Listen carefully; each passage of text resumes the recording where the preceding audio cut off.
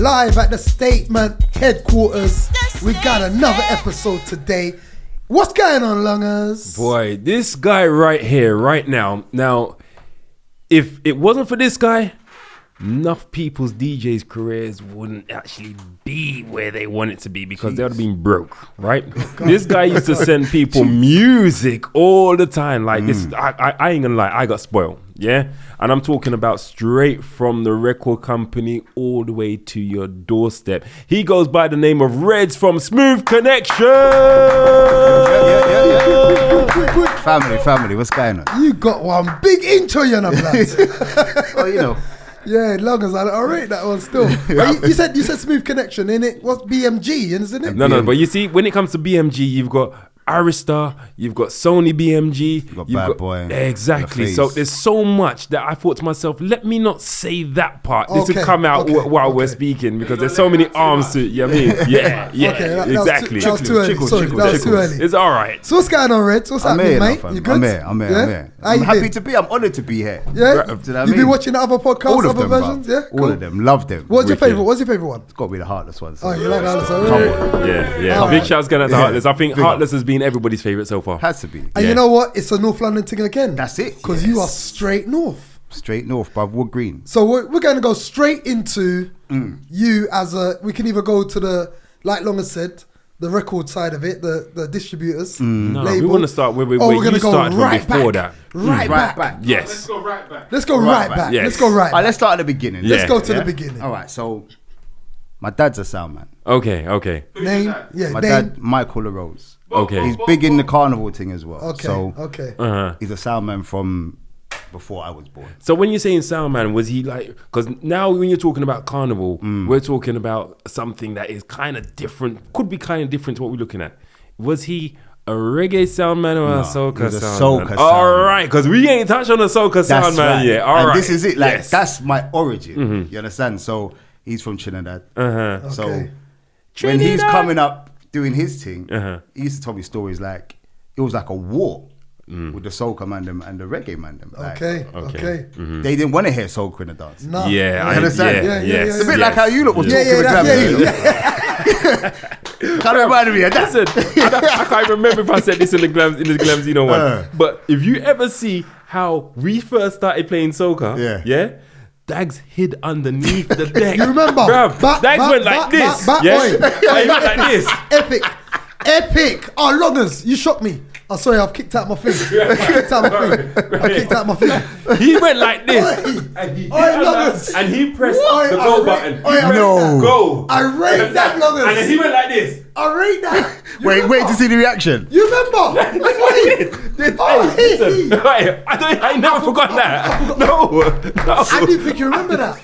Oi, That's mad though. That's exactly But what look how things have changed though. Oh, bro. Do you get what I'm saying? No, How but exactly. we moved on from But that. remember, Yes. them times there, let's go back to it. It was in Chimes, Yeah. And we was used to playing the warm-up R&B. Yeah. R&B. Not even, a bit of the ragga. But Early more the ragga, R&B. whatever, yeah. If we play too much ragga, then them man are looking at us like, yeah. you lot We the do. warm-up. Yeah. Vex. Lock that off. Right. Yeah. So what happened is now, I'm the R&B man, so I'm playing the music, whatever. But I also had a little soca. You're DJing the music. Yeah, I was the Okay, DJ, so I was DJing. But we had a little bit of the soca selection. Okay. So now we've pulled out a Before tune. you carry on, where do you get your soca from? And that's a funny thing. A lot of people don't actually realize that you was a DJ. I never knew where you was. I never knew you was a DJ. Yeah, Firstly, DJ. but where did you get your soca music from? Right, I got my soca music from, it must have been from the house. From your mum? So it must have been my mum and dad. Yeah. Straight. My And mum then, was and then Antigua. when we was building up Yeah. the soca selection even more, we went to Stoke Newton, the place in Stokey. Yes, I can't remember the name of the place, but yeah, I know the shop. But we played. I remember the name. Come on, guys. Oh, come on, that's a hard one right now. I mean, Where was it at least? Stoke Newton. Stokey. Where? Yeah. No, where? By the On just as you come down from one-way system, Stamford innit? Hill, just on as you turn left on the one-way system, it's kind of like 10 meters on the right hand side on the corner. So if anyone remembers, just Yeah, exactly. All right. If you remember that name of that place there, So I mean, it was that tune. Would you like it to rock it Rock with it me? with I don't remember what song it was, but I remember the place. I remember place bus. Yeah, Place yeah, bus. yeah, place And I remember, like, all I remember is this guy The stand up. Put his eyes up. You know what I mean? Just quick eyes to see. Quick eyes to see. Do you understand what I mean? Yeah. Because this is the table right here. This is, Is that all right? And then I took big all the smile. credit. Big smile. I love this guy, you know. So anyway, let's go back. Right, let's so- go back. So my dad's played all these things, right? Yeah. So, and he's got a sound. Okay. So 2 decks, the big ass speakers. Yes, yeah. Yeah. The ones that thump down Right. parks and all them places. The preamp there. that used to mash up my hand. Yes. And Them my times heart. there you had multiple amps, like what Goody was saying in the good group. The crates that the records were now the worst thing to carry for your Yep. fingers. Yeah. So Yeah. sound man. So Remember, not record boxes. No, crates. crates, As milk in crates. milk crates that they've carved out Yeah. to put them. Mad. Yes. Mad. so he's doing that. So like I'm growing up in house parties. Okay. Do you understand? So Auntie Eleonora and my mum and they're Yeah. always having parties. Yes. So as a kid, you're upstairs in the bedroom with all the coats. Yes. With all the other kids. Yes. You understand? And all the coats. And the bro. thing is, Yeah. that's where you end up sleeping underneath There's the about coats. Then 3 that's feet that. in between all the coats and Yeah, everything there. exactly. Yeah. We was happy to go to the party, Yeah. but after a while it got boring. It got boring. Yes. And then we go upstairs, have a little game of hide and seek or whatever you can play in the one that room, and then man start knocking out. Yeah. For those who know, we know. You and Dagz. No, No, not that time, but our not that time. families would Well connected. Connected. But Well we connected. didn't But know we at that never, time. we never didn't knew know each at other that them time there. Yeah. So I'll never forget it. Like I used to, when I was probably about 12, I would go downstairs. Like when everyone was kind of playing away, I would just go downstairs and just watch. And I always remember seeing my dad playing 3 tunes. And then I clocked what they were in the record box. And then when afterwards go back home, he'd always set back up the sound at his house. And I'd always go practice playing. Pull out. So the next party now, I'm like, oh, can I have a go? Wicked. To my dad. So I would just come in and just stand behind the Behind DJ the box. decks, yeah. So Yeah. just try to be out the way, but I'm Yeah. watching everything. You know, Yeah. watching the people that scrub up. I'm watching. Yeah. So then I'm just like, yeah, let me have a go. And he's like, what do you mean? I said, yeah, I've been practicing. He said, all right, let me see what you're gonna do. So I drew for the same 3 tunes that I'd watched him play and bust up the Over bass. the years, yeah. You understand? Yeah. So Yeah.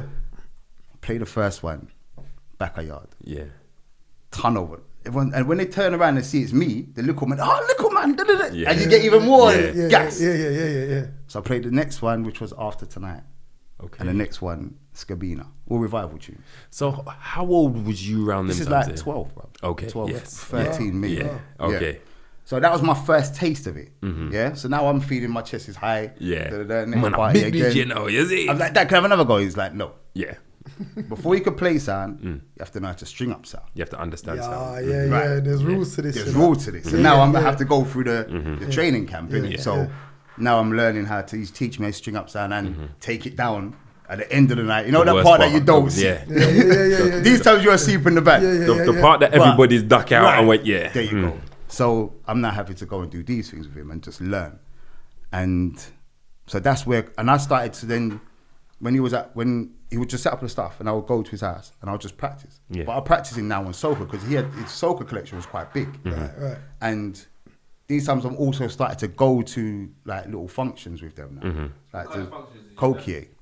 Okay. Right? So Kokie in Swiss Cottage, it was a daytime thing. So like families can go in them things. Yeah. So, and that was like the start of my raving when I actually think about it. Okay. Do you get me? So even a couple of times I went visions with them in Dalston. Yeah. Do you know what I mean? I don't know what it was. I know I shouldn't have been in there when I look back now, but it was all soca, so it was like more of a family community thing. Okay. Yeah. So that's when, and then from there, from I was about 15 or so, I could then start going Duggies by myself because so that's when Kokie moved to Duggies. Yes. So I could go. For the viewer's sake? That's next door to Chimes in Hackney. Yeah. Clapton Pond. Clapton Pond. Yeah. Palace Pavilion. Yeah. Palace Pavilion. What was the other names there? You had a couple of them. Intermezzo. Yes. Right. So all So these was that a times, Sunday? and that was a bank holiday Sunday. Okay. So 'cause you used to I finish at remember midnight. It went on Sundays. and Yeah, I it used to go with finish my at midnight. parents. So it was like Because So, I'm early So team. it was Duggies before Palace Pavilion? Yeah. Duggies was always the original Original name, name. but it kind of like branched off. It even used to be called Duggies, and then Duggies Intermezzo, Yeah. and Intermezzo by itself, And then Palace Pavilion. It's had so many Yeah, names. a couple But of yeah. names. But I remember it as Dougie. Oh, we forgot Pegasus. And, No, Pegasus was Chimes, isn't it? Yeah. Pegasus Chimes. Pegasus was Chimes. My bad. My bad. I think there was a time where Pegasus was a part of Chimes and Chimes was another part, and then they kind of all integrated. I think, Okay, yeah. okay. So That's what I think. I'm not 100% sure on that. Don't quote me, yeah. Yeah, that was a dodgy 2 minutes. Anthony, allow me, Anthony. but yeah, so I've learnt now how to mix because he's not really a mixer, he's a selector. Yeah, the old school was just Play tune. innit? Just Tune, whoop. yeah. Turn it down. Yes, yeah. So now I'm starting to learn how to mix. I'm just watching other people. I'm just having to teach myself, really. And then the next stage from there was Carnival. So, like I said, my dad's been deep in Carnival from before I was born. Right, Yeah. Right? So I'm 42 this year. If Carnival would have happened, this would have been my 42nd Carnival. I've been to every single year of my life. You're hearing that. Every single year, not into a Carnival. Every year. Damn, Nappies Carnival, Yeah. bro. I was born in June. I was at Carnival in August. Wow. Yeah. 2 months old. Sorry. No. Yeah. Yeah. Child services don't come from my mum. now. Man walking up as baby, you know? Wow. Where's your family from? Trinidad. And then my mum's born in Grenada but grew up in Trinidad. I thought so. Right. I just wanted to ask So that, it's so like Carnival is in my blood. Yes. You understand? So I was in costume every year Yeah. up until What band? so it was my dad's band called People's War Carnival Band at the time. And then later on it became People's World Carnival Band. They're still going now. So Wow. yeah. Okay. So I was probably about 15 when I played my first set at Carnival on the float. And these times you had to play with, like, it was very creative. So they had massive sponges, because you're still playing on vinyl these times. Yeah. On the road, on a float. Yeah. So you had to have massive sponges to kind of try Keep and the absorb vinyl from impact. jumping. Yes. It's But for the needle to stop it from jumping because they're actually driving on the Yes, road right. and stuff like So that. imagine Yeah. if when people are bumping the table, that's Yeah. one thing. Now Yeah. you're moving. Yeah. Yeah, Yo, yeah. chill. Stop bumping the There table. you go. Yeah. House party style, you know what I mean? And the So- bass must have been Right. Oh. as well. There was one year where we hung the Okay, the decks, from the okay. ceiling of the thing. I'd Very have been creative. scared. It's mad. Yeah, I mean, as in, if those were my Yeah, decks, yeah, I'm yeah, scared. oh, You know what I of mean? course. If them things Yeah, they drop yeah, down, boy. And playing on tape as well. Huh? As used to play on tape. TDK. You DJ on tape. Yeah. Huh? Because again, because of the vinyl situation and jumping around. This is why we do this podcast. Bruv. It's So hold on. important, So were you important. saying, as in, it was a pre-recorded mix? No. Or, what? Each song, what? like a What? CD, Yeah. What? is on tape. One Okay. after the other. Yeah. So the tune was at the beginning of the tape. So when you So you press play, you get to that song, and like, so the track listing of the tape will be written on the case of the tape. Yeah. So it'll be track 1, Hard Wine, whatever you want to call it. Track 2, Faluma, I don't know. This Yeah. is probably even before Way that, before but, Faluna, but yeah. So yeah, it'll be track listed. So you'd have to fast forward in the earphone on the tape no to get way. to the next song. No way. 100%. So we used to have 2 decks and a double tape deck player. I've never heard of a tape DJ yet. Bruv, Never. done it. Yeah. It's Wow. been done. It's been done. You've never heard of it. It's been done. It's been done. Yeah. You deserve that. You deserve that. 1,000%. So that's when, again, now, like, my chest, this is what I want to do now. Do you get me? I've got that bug. So another thing my dad used to do was monthly, I'm going to say, is make a tape of, like, whatever songs that come out in that month. But it would be predominantly soca, because he wants to educate me with the soca. But reggae, hip hop, pop, soul, whatever. Everything that's come out that's popular and black. Make a tape, give me the tape. And just say, yeah, here's tune, listen tune. So I would just go back and just Absorb it. Do you get me? So I was always listening to different styles of music. And obviously at the time, it was buying, when you wanted to listen to music, where you used to buy CDs, at that time you're buying records. Yes. So there was a little collection at the house anyway. Still. And he had his record collection at his house. So I'm just growing up around it. So then now when it's time to kind of, what did I do next? I went to Trinidad Carnival. No, was that before that? So after now DJing at Carnival a lot, I'm now saying to myself, right, this is what I want to do, but I want to now incorporate my kind of style, like what we're growing up to at the time. So I'm now into ragga, I'm into reggae a lot. And my uncle Keith used to have a stall on Holloway Road. Right. Okay. So a lot of heads used to go to him. What, to buy music? So he had a record store Okay, yeah. that he used to sell records on Holloway Road. What was it called? I can't remember what it's called, but Where exactly was it was on Holloway Road. There's a butcher's on the corner. Seven Sisters Park or the other side? Yeah, Seven Sisters going towards Finsbury Park. Yeah. There's a butcher's on the corner. He used to have his stall there. Every Saturday, he'd be selling music. Okay. That's what he did. So what used to happen then was these times I'm now working at Argos on the weekend. So I must be like 16, 17. Every Sunday morning, he's going Heathrow to pick up his tunes. Yes. Okay. Come to my yard. Yeah. Wow. I'm the first man he's coming to. Yeah. So he's coming to my yard and he's just like, right, these are the ones you need. This is how much it is. Yes. All I got to do is just hand him over the money. Cool. Wicked. Do you get me? Wicked. What we talking money wise? What was it? I don't know. I want to say it was like £2.07 at the time or something like that. Okay. Because he was a 7 inches. So The thing is, you know what? I can't even remember, I'll be honest. Like, soca on 7 inches. No, this was ain't soca, this is reggae. Oh, this is reggae. Okay. Yeah, okay, I never used to buy the okay. soca. My dad had the soca. Okay, Because he would okay. go to Trinidad Carnival Yeah. and buy it there and bring it back. Okay, yeah. Do you understand? Yeah. So I weren't really into the buying of it. I just learned the tunes, going to Cokier, seeing what people are going mad to and whatever, and just practicing all these stuff. Okay. I ain't played a set in a venue yet.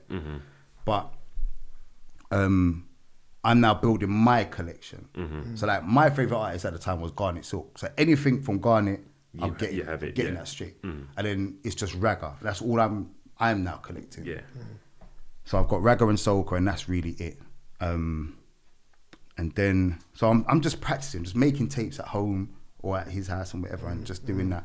And then it goes to college. So at college... Your uncle goes to college? No, or I you- go college. Okay, all right, yeah. So when I go to college, now sitting is in college, I meet Tej. Tipsy Tej. Tipsy Tej. Yeah. Yeah. And he's like, in the sound smooth connection, da da da da. So I'm like, Okay, so you kind of got brought into the sound. yeah, Okay, so you smooth wasn't connections. okay. Smooth connection is already formed. Yeah. I Yes. never knew that. Yeah. Right. So smooth connection formed in '96. I thought you was an original member. Nah. I came into it. Okay. So Who's the original members? Tej, Mitch, a guy called Ali, and another guy. Mitch said his name the other day. You know, can't remember. It's all good. It's all good. When them man they come and do this thing, Yeah. they'll Yeah. give you They'll that side. explain. They'll give you the beginning, the origin of Smooth Connection. Yeah. But so yeah, I've come into it. So Mitch plays hip hop and the bashment, the ragga. Tej is the mic man. Ali is the R&B man. They didn't have a soca guy. Yeah. And these times now, soca is getting a little bit more popular. What tunes? This is around Hardwine, Faluma, Hold Up Your Foot and Jump. Follow These the tunes, leader. Follow the Leader. Yeah. That's this era now. It's like 90s. So Ruby Jump and all them. But Them tune there. Burning Spears is not going on right now. Burning That's a Spear. Burning Spear. Not Burning Burning Spears. What's that? Not Burning Spears. Square One? No, come on, give me another one. Antigua. Burning Flames. Burning Flames. Yeah. Burning Flames. Couple, yeah, got a few Burning tunes as Flames. well. Yes. Burning Flames got a few tunes. But those were classics. Those were the classic era That before was them my, times. that was my That's soca your- yeah, calypso when I was right. going to Antigua with my mum. Yeah. 6 weeks at a time, Carnival, listening Yeah. to that. And the thing is, when you're saying it, I can picture the burning, I can picture the green cover, Yeah, but I couldn't remember Flames. Yeah, Flames. yeah. It's not Spears. Flames. Flames. Man, it's just a really flipping a really old reggae, you know. music, you know what I mean? So they're like, all right, so I'm speaking to Tej, and he's like, all right, come meet Mitch. Meet Mitch.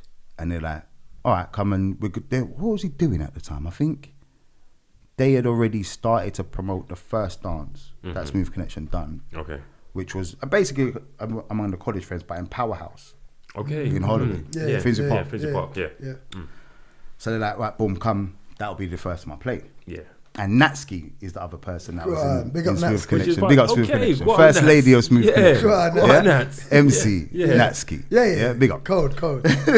So so that was the original formation. So it comes now where I like garage as well now. Garage is kind of picked up. Coming true, yeah. So I've been practicing this mix in my yard. Gabrielle, Yep. hold up your foot and jump. Okay. Yeah, Yep. practicing that shit. Yeah. Because you got decks at home. My dad's there. Your dad's. So come the night of the dance, now I'm like, right, boom, this is going to be my introduction into the sound. I have to make an impression. Do you get me? Yeah. Like I have to do well. 1000%. And then I'm in the team. Yeah. Do you get me? Then we're moving from there. Initiation stage. Right. Yeah. So I come on. I think I told whoever was playing before me to end on garage so that I could do my signature thing that I've been practicing. Yeah. So I come on, do it, ton over the place. Yeah. I have to pull up the actual mix. I have to redo the whole mix again and da-da-da. So In the I've done days that. when they didn't give no money pull up. What? Not a money pull up. If they don't money pull ups in our day, bro. Jeez. What? Yeah. Can you imagine the forwards that we Bare had, bro? money. Bare money. My days. Anyway, So the mix was blinding. yeah, done the Turn thing, up ton of the the dance. place, and then boom, I'm in the sound. Okay. So now I'm in Smooth Connection, and we're all college together, and so we're getting to know each other and stuff. So we're moving together as a unit now, and which is very important for synergy, Of course. as you man know. Yeah. Right. So now we're in the sound. So now we're friends. Yes. Da-da-da. So Brotherhood and sisterhood. all of that. Yeah. So then our next event that we put on was Christmas Karamba in Cameos. That was the name of it? That was the name of the dance. Okay. In 98 maybe. I've actually got the flyer somewhere. Okay. You know, Got the flyer moving somewhere. wicked in the West Yeah, End. in the West End, Exactly. bruv. Exactly. I don't know Them how times we there. got it. Yeah. That was, I don't know who. Was it done like a that. Sunday It or was something probably like Ali. that? I can't remember, bro. I'll be Okay. honest with you. All right. Just the fact that we was playing in West End as like, Because in them Our times own there, team. in the West End, there's Oh. certain days that you ain't gonna get. Of course. So they know that there's a day that they ain't making no money. Yeah, so I have that. those days they ain't making no money. Yeah. We're like, all right, cool. Here you go. Yeah. so this must be 99. So 99, I went to Trinidad Carnival for the first time. Yeah. Just before I go to Trinidad Carnival, Teju meets this guy called Martin. He's at a bus stop. He just talks. Teju's loud. Yeah. Yeah. Yeah. Yeah, So I remember that. Yeah. Teju's just talking to whoever. Martin going past. Yes. Hears him talking. He gives him a bunch of records, like his bad boy records, like Shine and these other. No, it weren't Shine. It was I don't know. He was. Yeah, that's before Shine. But Yeah. he gave him these bunch of records, and he's like, "Yeah, boom, I run this street team. Here's my card.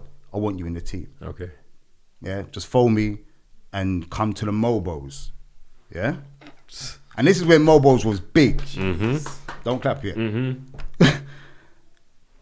We can't get hold of Martin, Okay. which is typical Martin. Yeah. If you know Martin. Right? So we're trying to phone this guy every day. Like he just gave Tej the record. Tej come into the common room like, bro, I've got these records. He gives them straight to Mitch because Mitch is the R&B hip hop Yeah. guy. Like, okay, phone him. Like, let's go meet this guy. Got the card. The card said BMG on it. Da-da-da. He said he worked for Bad Boy. I'm like, what the fuck? So, but we can't get hold of him now. Time goes. Never get hold of this guy. Cool. Coming up to Christmas Karamba. So that was 98. Yeah? This is 98. Coming up to Christmas Karamba now. Teju gets hold of him and Martin gives him like stickers, tapes. Basically, pure giveaways. Pure for the giveaways. events. Yeah. And it's like a lot of Whitney Houston stuff and like a mixtape thing of like all stuff that's coming out on BMG. So like, right, this guy does exist. Firstly, and like, look at all this shit that we've got. And now we're giving it out to the people that's coming to our event. Great. Yeah. Dance happens, great, everything's cool. So now we're like, all right, let's link up with this Martin guy again. Like, Yeah. every time we link him, he's giving man things. Like, Okay. So like, this what's time we can going get on? hold of him. Yeah. Yeah.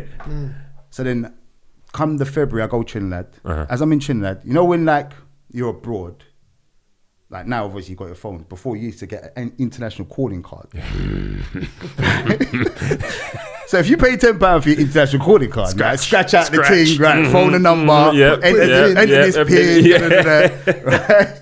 So I've got one of them. So I got credit left over, so I think I must have phoned Tej or someone like that. I'm like, yo, what going on? I'm in Trinidad. Da, da, da, da. He goes, bruv, we were just with Whitney Houston. I'm like, what? Because we took her to Sound Republic. She performed. We was partying with her. Da, da, da, this, that. All got to meet her. I don't think they took pictures, but all this stuff. And we took her to an in-store. We met up with this Martin guy, and this is what he's taking us to do. I'm like, what? I'm involved when I land back. She was actually signed to Arista them Yes. times, wasn't she? Yes. Yeah. So I'm involved when I land back. Fully involved. So I come back now, and it's like there's a mission to Manchester. Yeah, I don't know where Manchester is. Them times anyway. I don't know. No right. sat No even. sat nav. Yeah. So Before all man told me is like, okay, we're going to Manchester, meet up, Holloway Road, whatever time, and we'll come back same night. I'm like, cool, I've got college in the morning. Cool. Well, we're driving for hours, B. I'm just like, where the Manchester's hell like what, are we going? 3 and a half, hours? 4. Yeah. Easily. 100%. So, get to Holloway and they're in this van, just a blue van. It's a Nissan something 6-seater. Martin, big guy. H, another big guy. Yes. Yeah. And they're like, well, go on, get in. Sit in the back. And, we get up there- and that's H talking, right? Bruv. That's H talking. Like he looks like a flipping bully. Like and, That's what it was. And he has that face. Like he just. Yeah. Do you understand what I Screw mean? face. Yeah. Like all the time. Always. Do you understand what I mean? So now, like, Big shout out to it's that, me that's and, H, me and a bro. couple, I can't remember who else was on that trip, but it's about 4 or 5 of us. Yeah. Martin's driving. I will fall asleep, wake up, we're in Manchester. All right, cool. Get outside the venue. He's like, right, we're going in here. There's these artists that's on our label called Desert Eagle Discs. They're going to come out and perform. When they come out and perform, I know you lot don't know the music, but you lot got to be hype. Yeah? And hype up the crowd, give everyone these flyers, and then we're gone. Cool. Get inside, and we've literally doubled the amount of people that's inside the place. There's no one in there.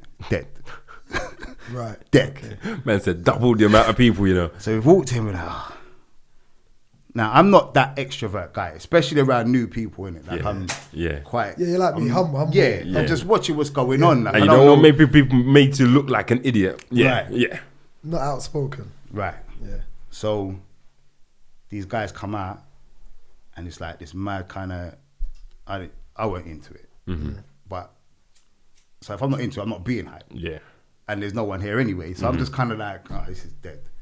Do you know what I mean? So I'm thinking like, I look over at Martin. Martin's watching us all, and just kind of like walks off. I'm like, shit, I fuck that. Yeah. This is me now. He's gonna Messed just it cut all me up. off now. So they come out and he's like, you know what? Sorry about that, guys. That was a bit shit. Let me take you to our next club around the corner. So we go. It's a place called 21s. Yeah. Walked in. And it's like a super club. These times, there's no like Hippodrome was like a super club to man. It was one of them, but in Manchester, right? Walked in, I'm hearing hip hop and R&B. I'm seeing all these like whites, Asians, black. I'm like, what the hell is? Where are we? What is this? Like we've come way out the ends. Yeah. All these people are raving to this music, but it's just like on a different kind of vibe as well. They're on a happy vibe. It's like, kind of aliens just, kind of thing. and I'm just like, whoa, what's happening? The DJ weren't great. Yeah. So I'm saying to myself, okay, but they're still loving it. Yeah. I'm like, rotted. And then Phoebe won. When she had a tune. Remember she had a tune with Red Rat? Yes. Oh, yeah. Yeah, she come out, she performs. I'm like, rot, this is popping that. Yeah. So I'm like, damn. And then I wonder if Phoebe one was moving. Yeah, she was moving. Yeah. Big up Phoebe one. So I'm like, rah, there's a whole kind of other world outside of London. That's right. Yeah. That's going on. Do you get me? Like my eyes are just popped out my head. I'm just like, my mind's blown. Yeah. Get back in the van. Time to go. But now it's all like 3 o'clock in the morning. I got college the next day. Yeah. Yeah, we was young and reckless. We was young and- Yes. right, We not- didn't right. care We're up too for much it. about it. Up for everything. for it. But I'm not in control of the vehicle. Yeah. Martin's driving. So I reminded him very politely, just remember, sir, I've got college in the morning. Yeah. Don't worry, man, we'll be good. Cool. I go knock out, wake up, daylight, we're in a flipping car park somewhere on the M1. Man's asleep. Wow. It's all like 8 Wow. o'clock in the morning and thing. yeah. Do you know what I mean? So that was like my first mission with him. But from there, I'm like, I want in on this. I don't know what it is. Oh, did you actually told him that? You had that No, conversation like, with him? nah. Okay. I'm just Yeah, in my in your head. head, yeah. I'm saying I want this. Okay, wicked. I don't know what it is yet. Yeah. But what I've just experienced just now, Yes. just blew my mind. Like I've gone quay out the ends, seen there's a whole new kind of a whole nother scene out there that, and it's white people. Do you get what I'm saying? So I'm just like, no, I need to just see more of this. Like, what else is that? Bruv, I ain't gonna lie. I wanted us in on that link, bruv. I ain't gonna lie. Straight, plain and simple, bruv. But this is like, so this is still 99, right? Okay. So And it weren't a money thing. that either. wasn't a money thing. You just bruv. want. I've just seen You it. just Yes. want this. Like Yeah. Teja and Mitch and them ain't even with me on that mission. That's my first mission. Okay. Their first mission was Whitney Houston in South Yes. Republic. Okay. My mission was that. Yeah. Right, so because Martin would just use people whenever they were available. Right, Do you get what I'm saying? I was just like, I don't give a fuck. I'm down. Yeah. So now I'm just like, right, Anytime you shout, you're what there. do you need? Do you get me? Like, I'm there. So the office was based in Putney Bridge. Yep. So I'm like, after college, I'm going office. I remember when I used to come up there when I used to Right. work at Mega Bullet for a little Yeah, while. yeah. I was I'll around pick the up corner from Wayne, you for 5 innit? minutes. Yep. Pick up Wayne. And Mega Bullet. Mega Bullet was a distribution label that was up in Putney Bridge as well. What was his name again? Wayne? No, Wayne? Oh. there's Wayne and there's another guy, Oh, okay. white guy. If I say his name, you're gonna You be know like, it, oh, yeah, yeah, him. yeah. But yeah, I've forgotten his name for a minute. And he's apparently still doing big things right now, bro. Yeah, no, a lot of people are still. So like, I'm like, yeah, office, what do you need done in the office? I'm coming there. Yeah. Do you know what I mean? Like, on a not a bully boy thing, but I'm like, I'm coming to the office in the morning. So I go up to the office, and up there, you're just doing mail outs mainly. So that's, like you said, sending the DJs and records. Yep. So I'm putting the records in, putting the labels onto, I'm like, raw, WJ Good Groove, I know that name. DJ Keatley, them time there. Yeah. Keatley's a god to man. Yeah. Big up DJ Keatley. Big up The Keatley. Beat those Station FM breakfast days bowls, there. bruv. Them Always. Station Beat them FM breakfast days. bowls, Yep. bruv. Every Yeah. morning, Yeah. beat. Yeah. Like, that's what man was growing up listening to. Yeah. So I'm like, right, these man are legends Shouts to me. out to bro. Keatley, bro. Big up Keatley. Yeah. Yeah. I'm seeing all these names. I'm like, rotted. Okay, this is some, like, again, mind blown, innit? Yeah. So I'm at college, but any day off, even after college, whatever, I'm just there. These times, I get my driver's license. Right? That's very important. Sorry in to this. cut you there. In them times there, did you also have to phone them for their reactions? Yes. Bro, I remember calling Matt White them times there. Matt White was on Kiss FM them times there. Yeah. Like, and I didn't realize there was certain people you wasn't supposed to Yeah. call because he's on Kiss. You don't touch them, man. Yeah, I mean, Yeah, so yeah, you don't yeah. call them Yeah, man yeah, there. yeah. Okay. So I called him there, and I was like, "Yo, yeah, oh, you live in Wood Green? I live in Wood Green too." And he was like, "Yeah." Yeah, that's data protection, but Yeah. we just want to know them Trust me. Trust me. But I didn't know them times. You know what I mean? Like, yeah. Well, sorry, go on. Yeah. So when he's saying like call DJs for reactions, what it was, we would have a record, we send it to the DJ. That DJ now is get a sheet with the record, and he's supposed to fax it Yes. them time there or post it back They're to not man. doing But you're that. supposed to fill out They're what you not think filling of the it out. record, Yeah. what you give it out of 10, would you play it, all your thoughts on it. So then we know what to If tell it's a the hit label. or not. Yeah. So then we're telling the label, right, this one's not the one in it. Like this one is the one. And so we're giving the feedback back to the label, and then the label then decides what's going to be a single, what's not, or how we proceed with that album and stuff like that. So they're very important. A lot of DJs did do it, but a lot didn't, because you're getting records all the time as well. It was mainly the smaller DJs who did it, but Yeah. once you got that name for yourself, DJs were Yeah, like, just "Nah, I'm like, not I'm doing this." that. And that's And why that's they when had man to has to start picking phone. up the phone. Yeah. Right, so there's certain ones you can phone that was important. Not even certain ones. There were certain ones you would have to phone. They're important. People like Raymond Fifth Avenue, Good Groove, Ratty, all them EastEnder, all them man there, because they're playing out every single week to hundreds of thousands of people every week. So they're important. So And they're telling us. they're radio DJs and as they're well. radio as Yes. well, right? On the big stages, Unique Station. They make all the Da-da-da. difference. Yeah. So the one thing that I was kind of seeing in the list, because these times I'm now raving as well quite a bit. So I'm seeing like, okay, we're not on the list as Smooth Connection. You man ain't on the list as GCrew. Yeah. Them times there. But so we've got like a younger generation coming up, and they haven't really tapped into that yet. Do you get what I'm saying? Wicked. So I'm kind of got my eye on things.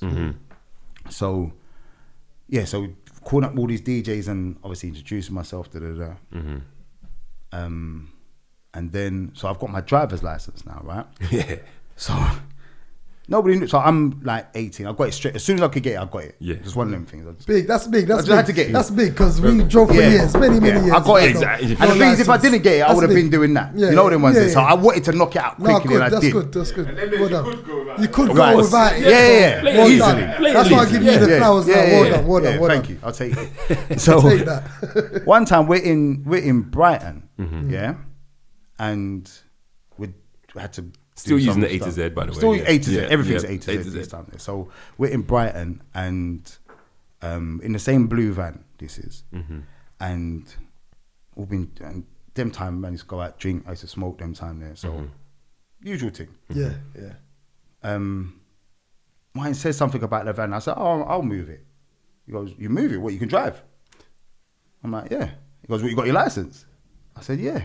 Changed the whole game. That's the gave me the keys. That from that moment there, them keys just stayed with me. He weren't driving anywhere again. Nowhere again. You had your own car, He's though. driving to the No, office.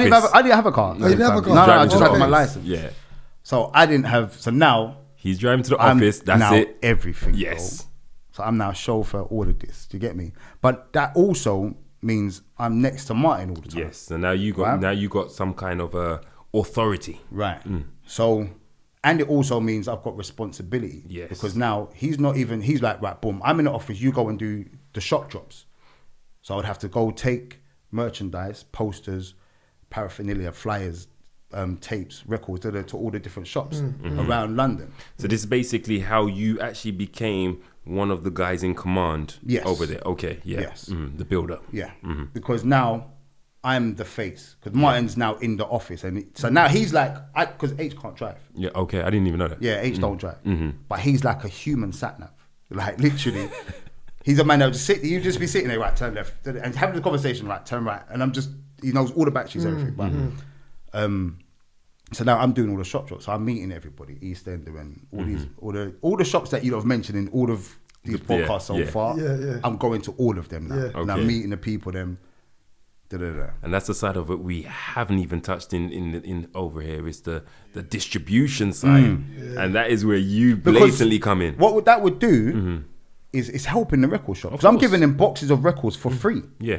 Hold these records and just sell them. Yes. Later on, not much later on. Later on, I'm like, I'm gonna give you them. You give me them. Yes. Yeah. Do you get what I'm saying? Yeah. Because now Business, bro. Yeah. I'm helping you out. Help me out. course. Do you get me? And that's another thing I'm clocking. So I X-start you, I try X-start me.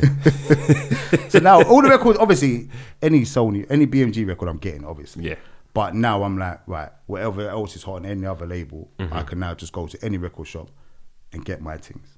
Well, and give them to Mitch. I won't really play hip hop R&B. So yeah, I'm doing the shop drops and all that. And everybody, where's mine? He never picks up his phone. I'm like, what do you need? Let man sort it in. I'll sort it out. And that's how I'm building my relationships with everyone. As well, yeah. So I'm just kind of like turning into that guy. Like I'm his second man as well as H, but them man are in the office, I'm on the road. So now it's like, what happens next? Smooth Connection is starting to build now, and we're starting to get bookings in certain little places all over like the UK. Yeah, basically. not the UK yet. Okay. So we're just and doing whatever we're doing here, house parties. Yeah. We used to do a lot of house parties. Yeah. So we're doing all that, and I see one thing that they used to do at BMG, and I think other labels as well. What they used to do was, say like in Manchester, they'll be like, right, we're gonna pay for your flyers for your next big dance, and send you up some posters and a few things, stickers, whatever it may be. But on that flyer, launch parties. it's not quite a launch party. Oh yeah, I know. Right? Yeah. So they're saying, I'm going to put my advert on the back of the flyer, but I'm going to pay for the flyer for you. Okay, yeah. Right? So when the man's giving out his flyers up north, all over the country, they're now advertising our thing for a minimal price, £100 for 10,000 flyers, whatever. And the work's getting done for us because a man's going to fly his dance. Right? So I'm looking at that. And I'm seeing him send this stuff up. I'm like, nah, I want in on that. Yeah. Do you know what I mean? So I'm like, I think, was it Manchester or Bristol? I can't remember which one was the first one, but I tested it. So I'm like, all right, we're going to come to the event and DJ. We're the official DJs for BMG and Smooth Connection. So we're going to come and DJ at this thing. And was this your business move that Yes. you done? Okay, all right, cool. So I'm thinking money Yes. and DJing outside of London. Yeah, branding. Right? But it's more about DJing outside of London Branding, than yep. anything. Yep. But these times, so all this time, I'm not getting paid at BMG. That's what I was going to ask you. Yeah, I'm not getting paid. Right. Right. But you're still happy. You're in a bruv, good place. Loving it. Yeah. Okay. And I'm just eating the road, bruv. Like, I'm just loving it. So, in fact, there was one point where I had to, like, get a job. So, what I done was, I was like, no, my first daughter's on her way. Yeah? Okay, yeah. So, I'm like, no, I need a job now. Because I'm literally getting no money. I'm only working, I think, weekends at Argos still, maybe, in Wood Green. Yeah. What year was this? This is like, must be 2000. Maybe 01. Early 2000s, yeah. Maybe 01. So I'm like, no, I need money now. So I went and got a job on the weekends on the underground, working at Oakwood Station, dead station, but easy money, good money. But it also meant now I'm not about on the weekends. So I'm like, Friday, Martin, here's the keys, bro. I can't. What do you mean? I got to work, bruv. Like, you ain't giving me no money. I tell you I need some money. So I think it must have been about 6 months. And he's like, nah, bruv, you need to come out of that. Yeah. Give me some money then. He's like, boom, all right, I'll get you some money. Quit straight away. So he had control of all this. No, he didn't. Oh, he didn't. He had to make it happen. Okay. Because it's like, nah, like, I Too much need for this him. guy. Bosses. Remember, I need this guy. He's got used to being in the office Yeah. and you on the roads. You don't want to come out of And office he don't want to anymore. come out of that. Yeah. And even though I'm only working weekends, like, You remember weekends are Martin, key don't you? time. I can't think. Yeah, Big man, guy, big man. Martin, man. If Big you Martin, saw his bro. picture right now, I was 100% you know yeah. Martin. Okay. You would have seen him about It's only because he decided to go back behind the scenes Yeah. that you probably won't remember him, but you know Martin. Okay. So it's like, yeah, I kind of had to force his hand in a way. Yeah. To the point where he's like, all right, I'm going to fight. It weren't even a lot. I think I might have even started on something like £500 a month. It weren't no money, but it was enough for me to say, that's all I need. Yeah, to keep Do you going. understand? So now I need to make some more money off different angles now, innit? But I could see how I could do that. The bookings. This was one way. Yeah. Right? So, boom, say like, I'm going to say, just say it's Bristol was the first one to big up Annie. Go down there. I'm like, right, we're going to come be official BMG DJs. We're going to come down there, DJ the thing, and it's going to cost X amount, wherever it is. We're going to bring all the giveaways with us. Yeah. You got to pay us though, and da-da-da. So it's like, cool, da-da-da, worked it out. Go down there and tear off the place. That's great. No, tear off the place. You know them ones they're like, Yeah. because them are the good DJs, right? But because they're good and they're the only good ones in the town, everyone gets used to them. Yeah. That's So why when we come with another energy, bruv, yeah, it's different. It's a different. level, and this is like, remember, this is vinyl times. And them times as well. they didn't really have mic men like that either. Right. So it's like that performance level of having that It's just hype man as well as different. the DJ. Different, Yeah. different. And we're from London, and Yes. do you know what I mean? We've got the giveaways, and it's And just a different. That's the gas, other man. side of things that people don't understand. In them days there, if you go out of town and you're from London, bonus. Instant. Do you understand what I mean? Straight away. Instant. Straight away. You didn't really have no big DJs from outside the London per se. Yeah, You didn't yeah. really have no big artists from outside of London per se. So just as long as you're coming from From London, it was a big thing. yes. Yeah. So like, you had Tim Westwood, Yep. you had Trevor Nelson show, Yep. that used to go nationwide, and you had Steve Sutherland, rest And in Matt- peace. Matt White. And Matt White. So their shows were national. So that was the only places that people would get to hear hip hop and R&B that time there, because no one else weren't playing it on their stations. So when we're coming, so there was a little bit behind up north. The further out of London you went, there was a little bit behind, either in ragga or in hip hop and R&B, one of the two. Yeah. But we're just going there and tearing off the place. Yeah, yeah. Right? Yeah. And all the promoters are loving us. Because And it's now, street, man. You're going in with that street. so we're kind of- coming in yeah, with that yeah, energy, like we're yeah. coming to. Yes. Do you know what I mean? And they weren't. Ready for that. Yeah. They weren't used to it, basically. They weren't used to yeah, that. Yeah. I'm gonna say they weren't ready. They weren't Yeah. used to it. Yeah. So we're now hitting, bruv, motorway, bro. Yeah. Like Manchester, Liverpool, Birmingham, All the time. Nottingham, Hull, da-da-da-da. Weekends and weekdays. Weekdays. And it's like, and still being relevant in the city as well. Do you know what I mean? Still, and then working out, all right, boom, we've got a Bristol team, but Yes. we've got to do this London team. Da-da-da. And it's 1 week or one night we're playing in Manchester, which is real commercial, da-da-da.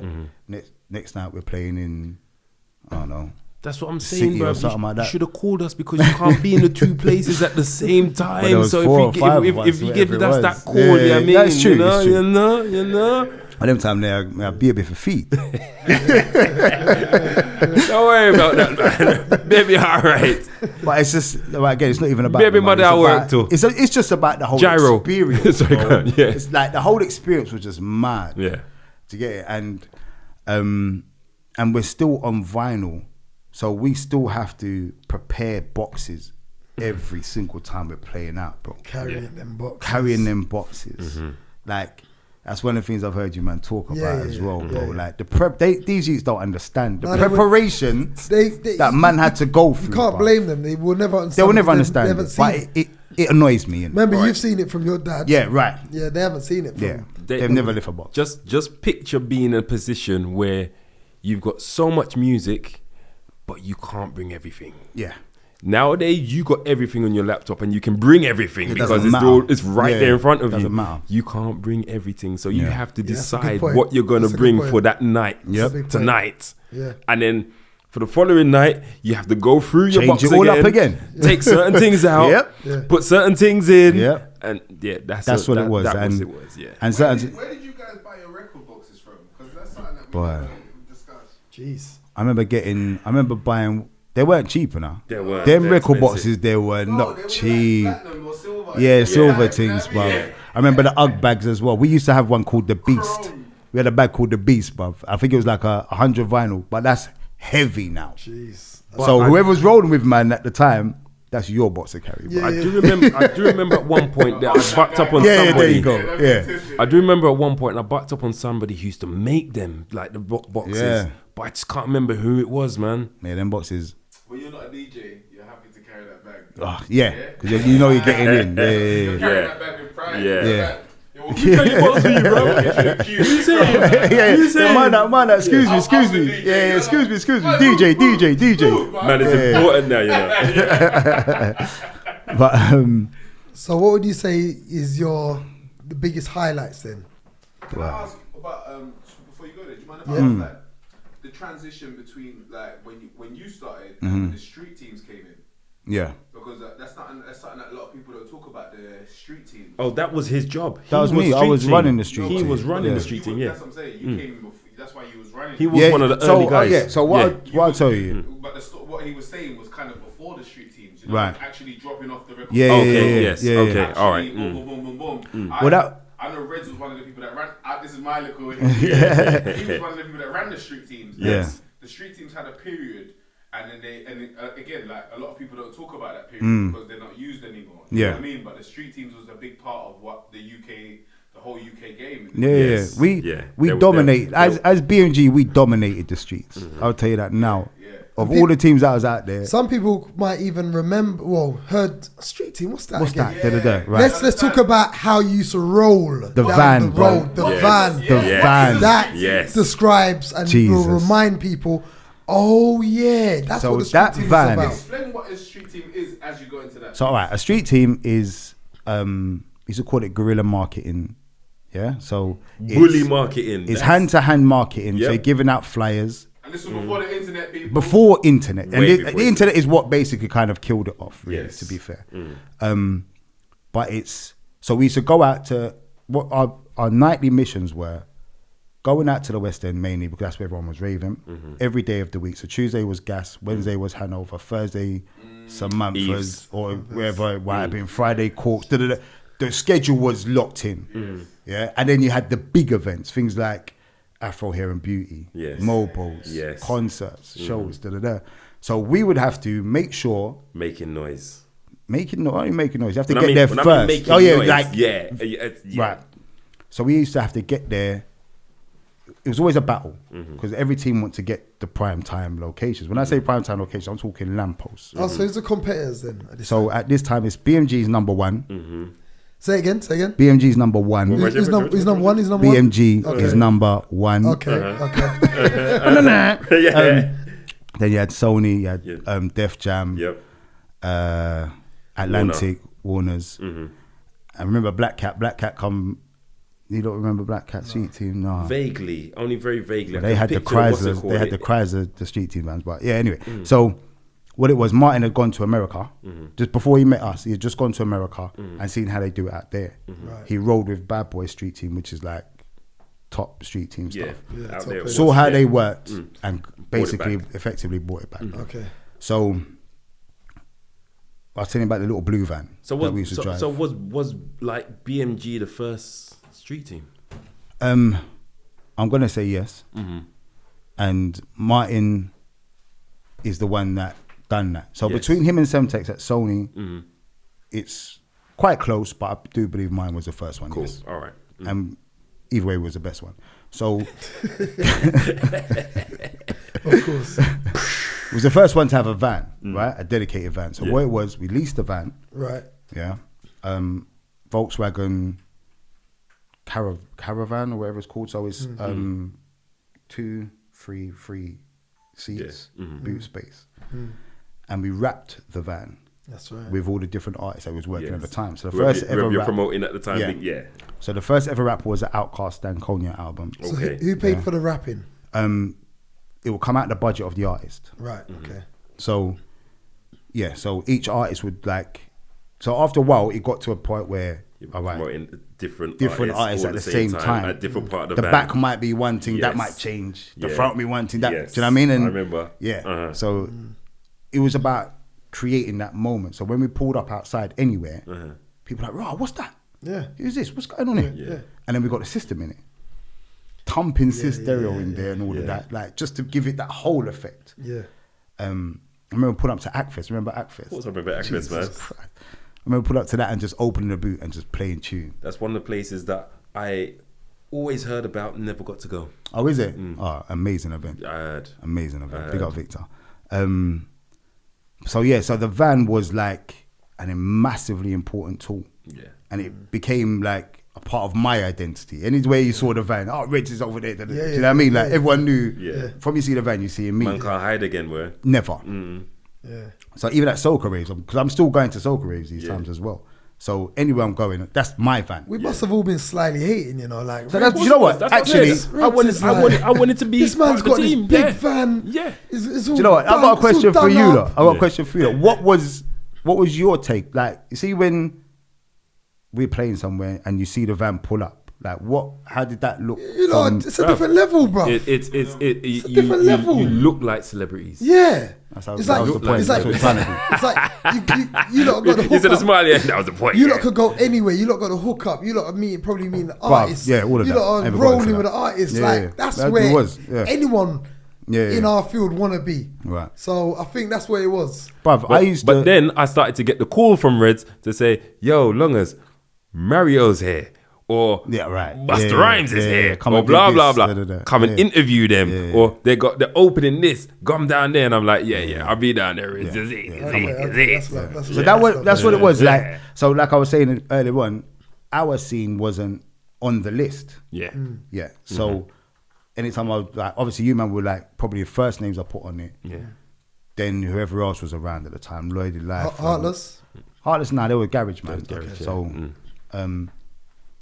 Heartless nearly came to BMG. It annoyed me as well. I'll be honest about that. Warner signed them, didn't they? Yeah, yeah, and I just feel like they messed up that whole situation. Why you say that? Because my idea for it was, you're Heartless, right? So you've been signed for being Heartless. So come out, first song, And be Reebok. Heartless. Just do a tune, Reebok. Do you understand? Do the next tune, one of Mighty's hooks. Yeah. Do you get me? Like I don't know. Why did they call you Mighty? Something like that. Just make that the hook. Do you get me? And if you're gonna do a Reebok thing, then maybe Bush's Reebok, Fonty's Nike. Do you know what I mean? But like, give the people what they know first. Then come with Heartless theme. Do you know what I mean? And for me, I was just like screaming, like just do the simple thing. Be heartless. Okay. Be what you got signed for. Okay. Have the hit. Have the second hit. Then come with the original music after that, and just kind of go from there. You see, the part of the, like, when we was doing that Heartless, when we had them on the podcast, we didn't have enough time, because you never know how late we was here till. But what a lot of people don't realize is Heartless didn't actually get to release an album.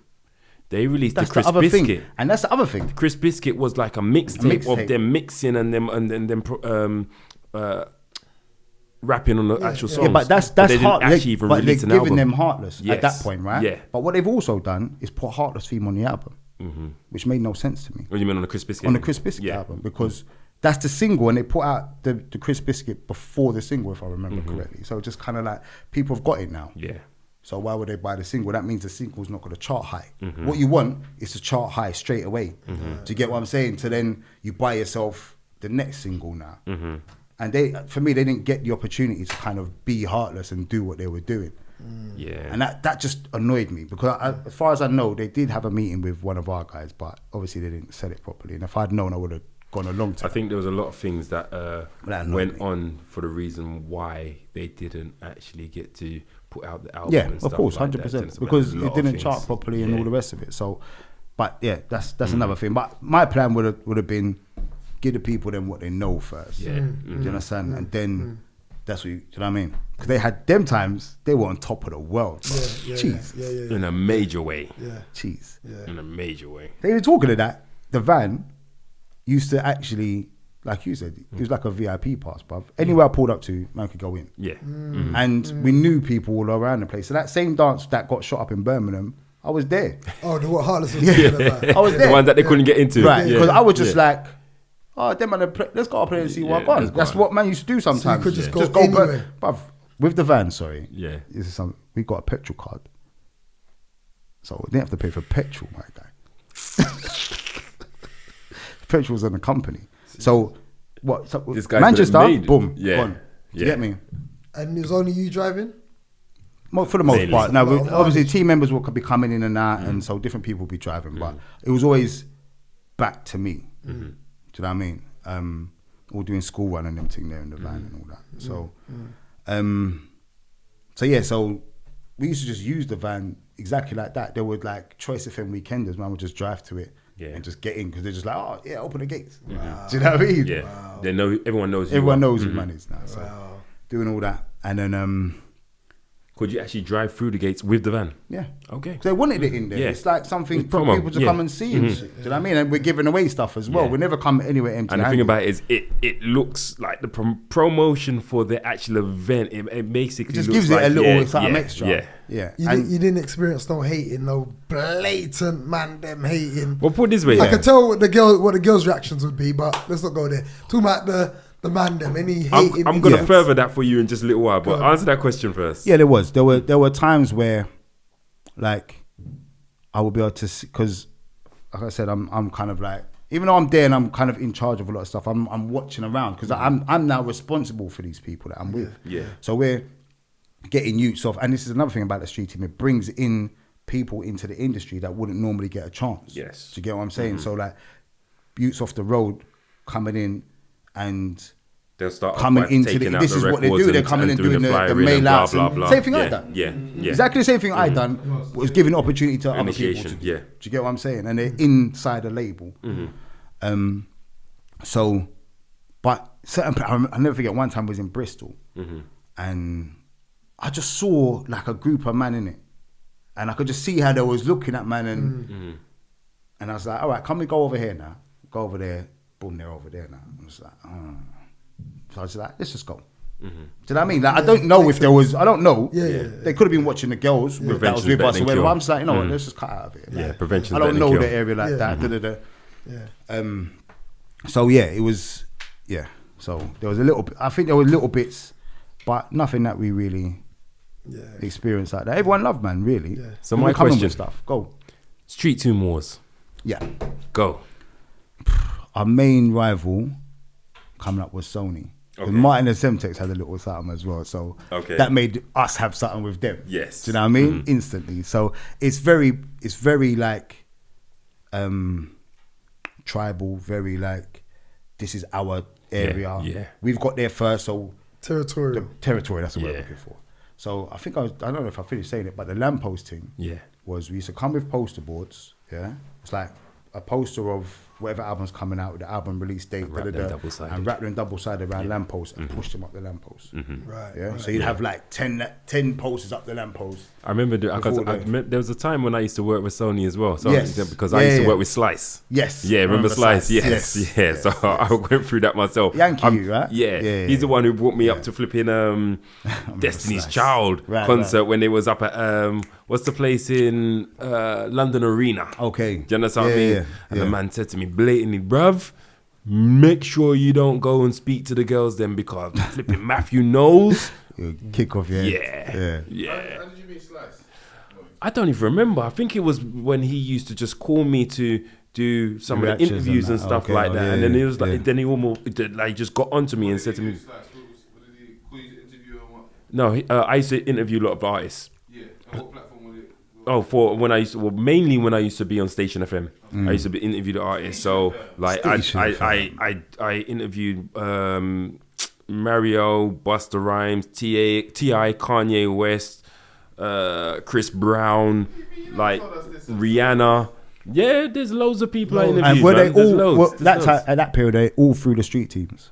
Mainly. Yeah. Mainly. So what? Another one of our roles was to get the artists. This is again before social media, right? So artists weren't going to pirate radio stations, and they weren't like talking to the audience of pirate radio stations, right? So we had to give them a voice on it because remember, pirate radio is like the tastemaker for the country. Yes. Yeah. Especially them That's times right. there because Especially them major times, label major radio stations were mainly for the pop side of Yes. things. So where you had the actual R&B, hip hop, dancehall, garage, etc. side of things, that was virtually 24 hours a day. Yeah. That was where they were pumped to. Right. Choice FM and Station FM, at one point, Uh-huh. were like the same state. Like At one point, you know yeah. what I'm saying? Yeah. At one point, Yeah. you know what I'm Yeah. saying. That's because I know. Keatley had the proper antenna. Yeah. Yeah, that antenna was like proper. London wide. Yeah, Is that proper. Station FM? Station of them. Strong. Strong. Yeah. Strong, very Strong. For me, Yeah. that was the first urban Okay. Radio station. Yeah. Yeah. Station FM. Yeah. And even when it turns off, it's like, this is. Yeah. Station FM. Yeah. Station affair. Hold tight, Keatley again. Hold tight, Keatley. But you see- legend.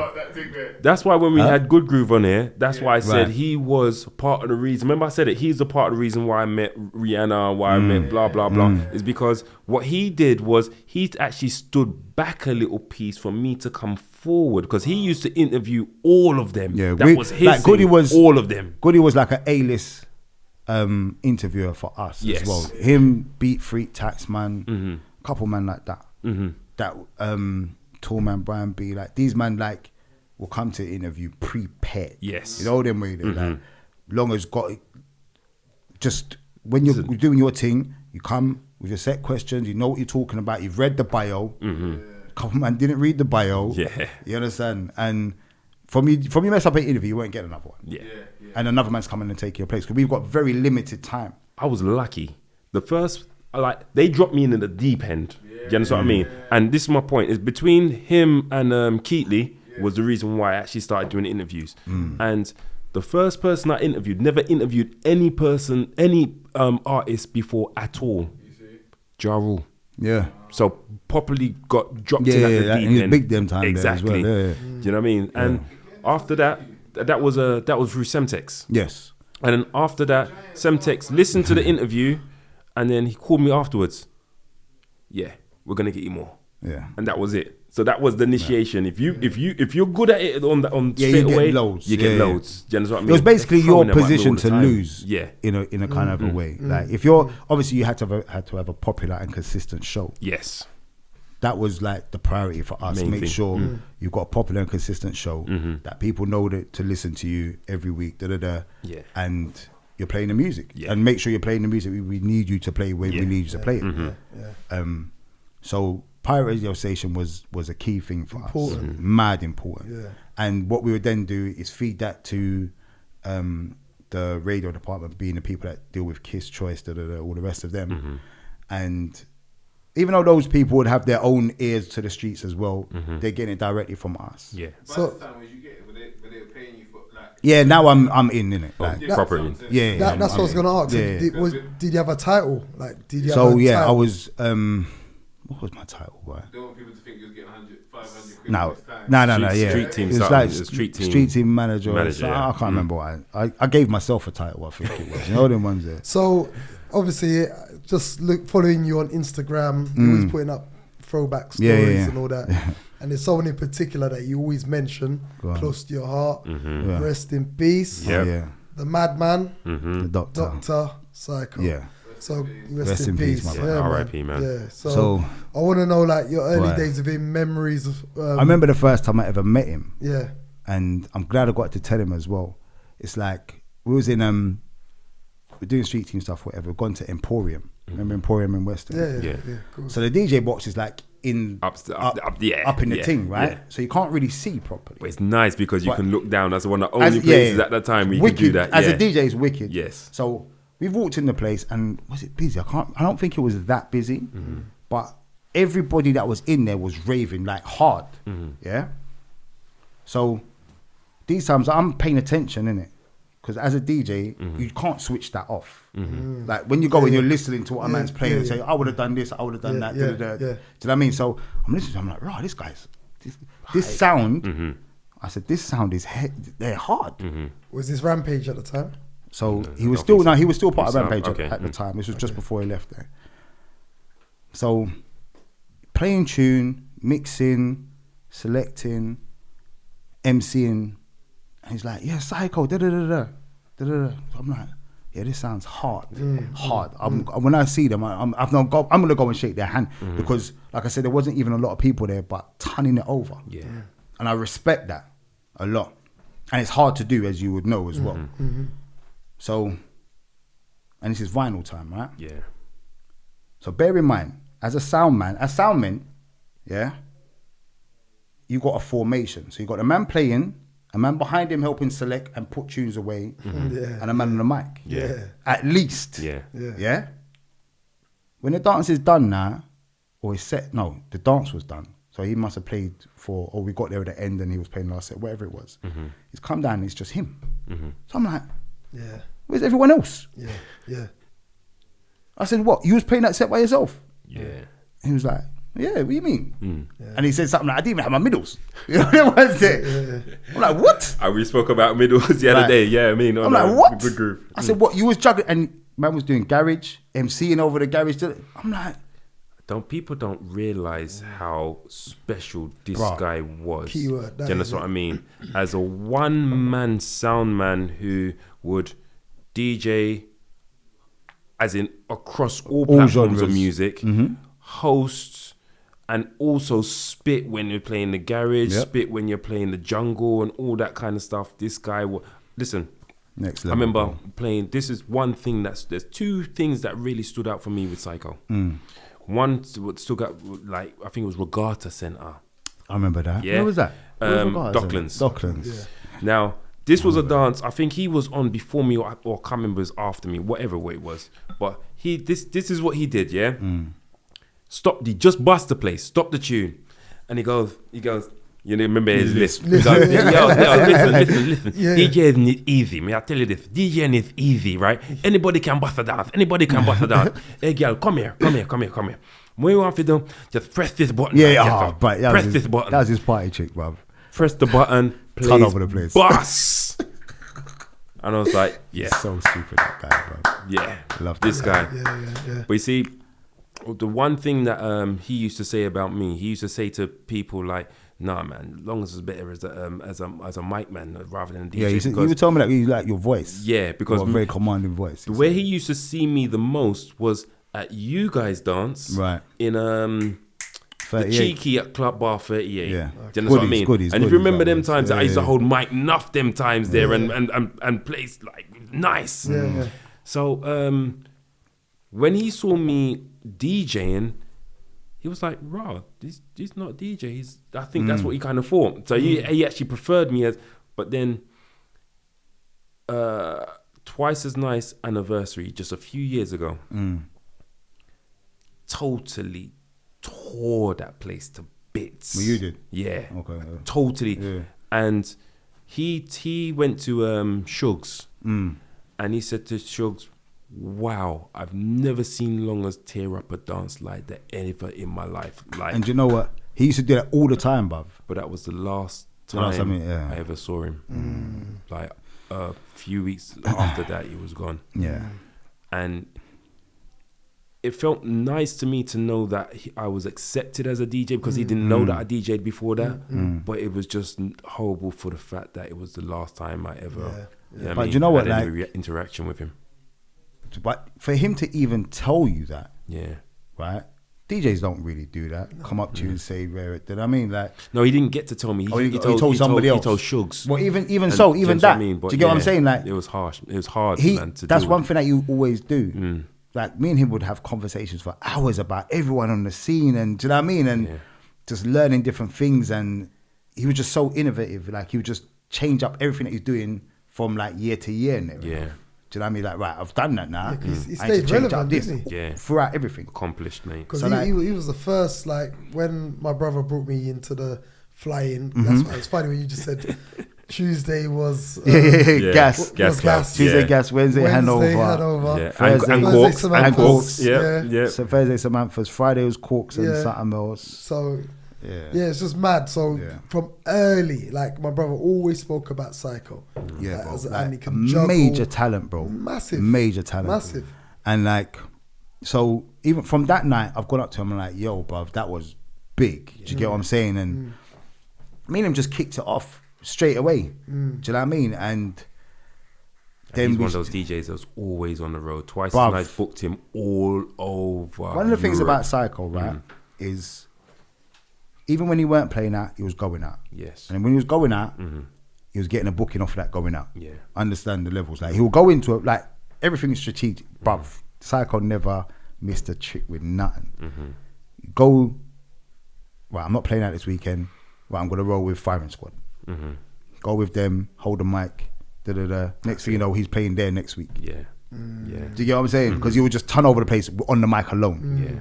What he do is like a little 10, 15 minutes, but he'll make that 10, 15 That minutes impact. a moment. Yeah, it's the impact. Yeah, definitely. The promoter's like, who are you? Da-da-da-da. Yeah. He's there next week. Yeah. I remember when he passed, I said to Shugs, I said, bruv, I'm going to tell you this from now. You probably don't see this yet. You're going to be the new Dr. Psycho.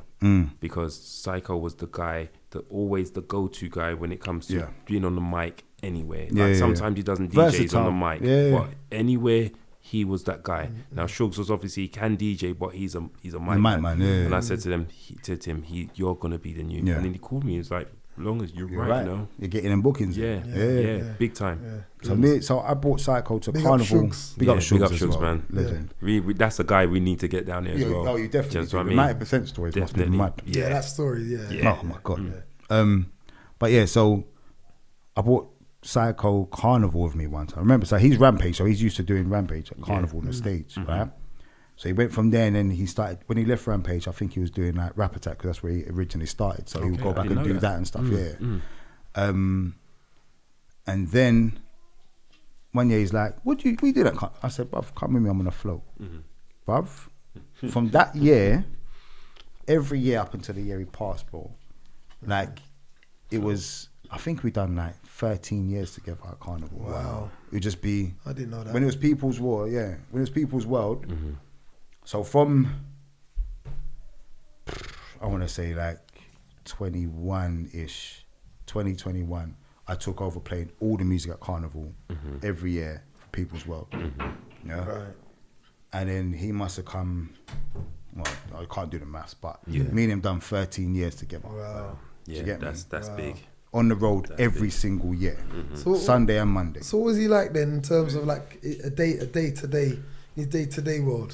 Was he working? He was a or nutcase. was bro. it Like no, he was just a straight DJ. He was a DJ, but then he would be on radio stations. There was one point where he was on an Asian station on the MW. Oh my word, Bruv, word. Understand on the medium level, wave, yeah. On medium wave. Oh my word. Cold. Brother, let me tell you something.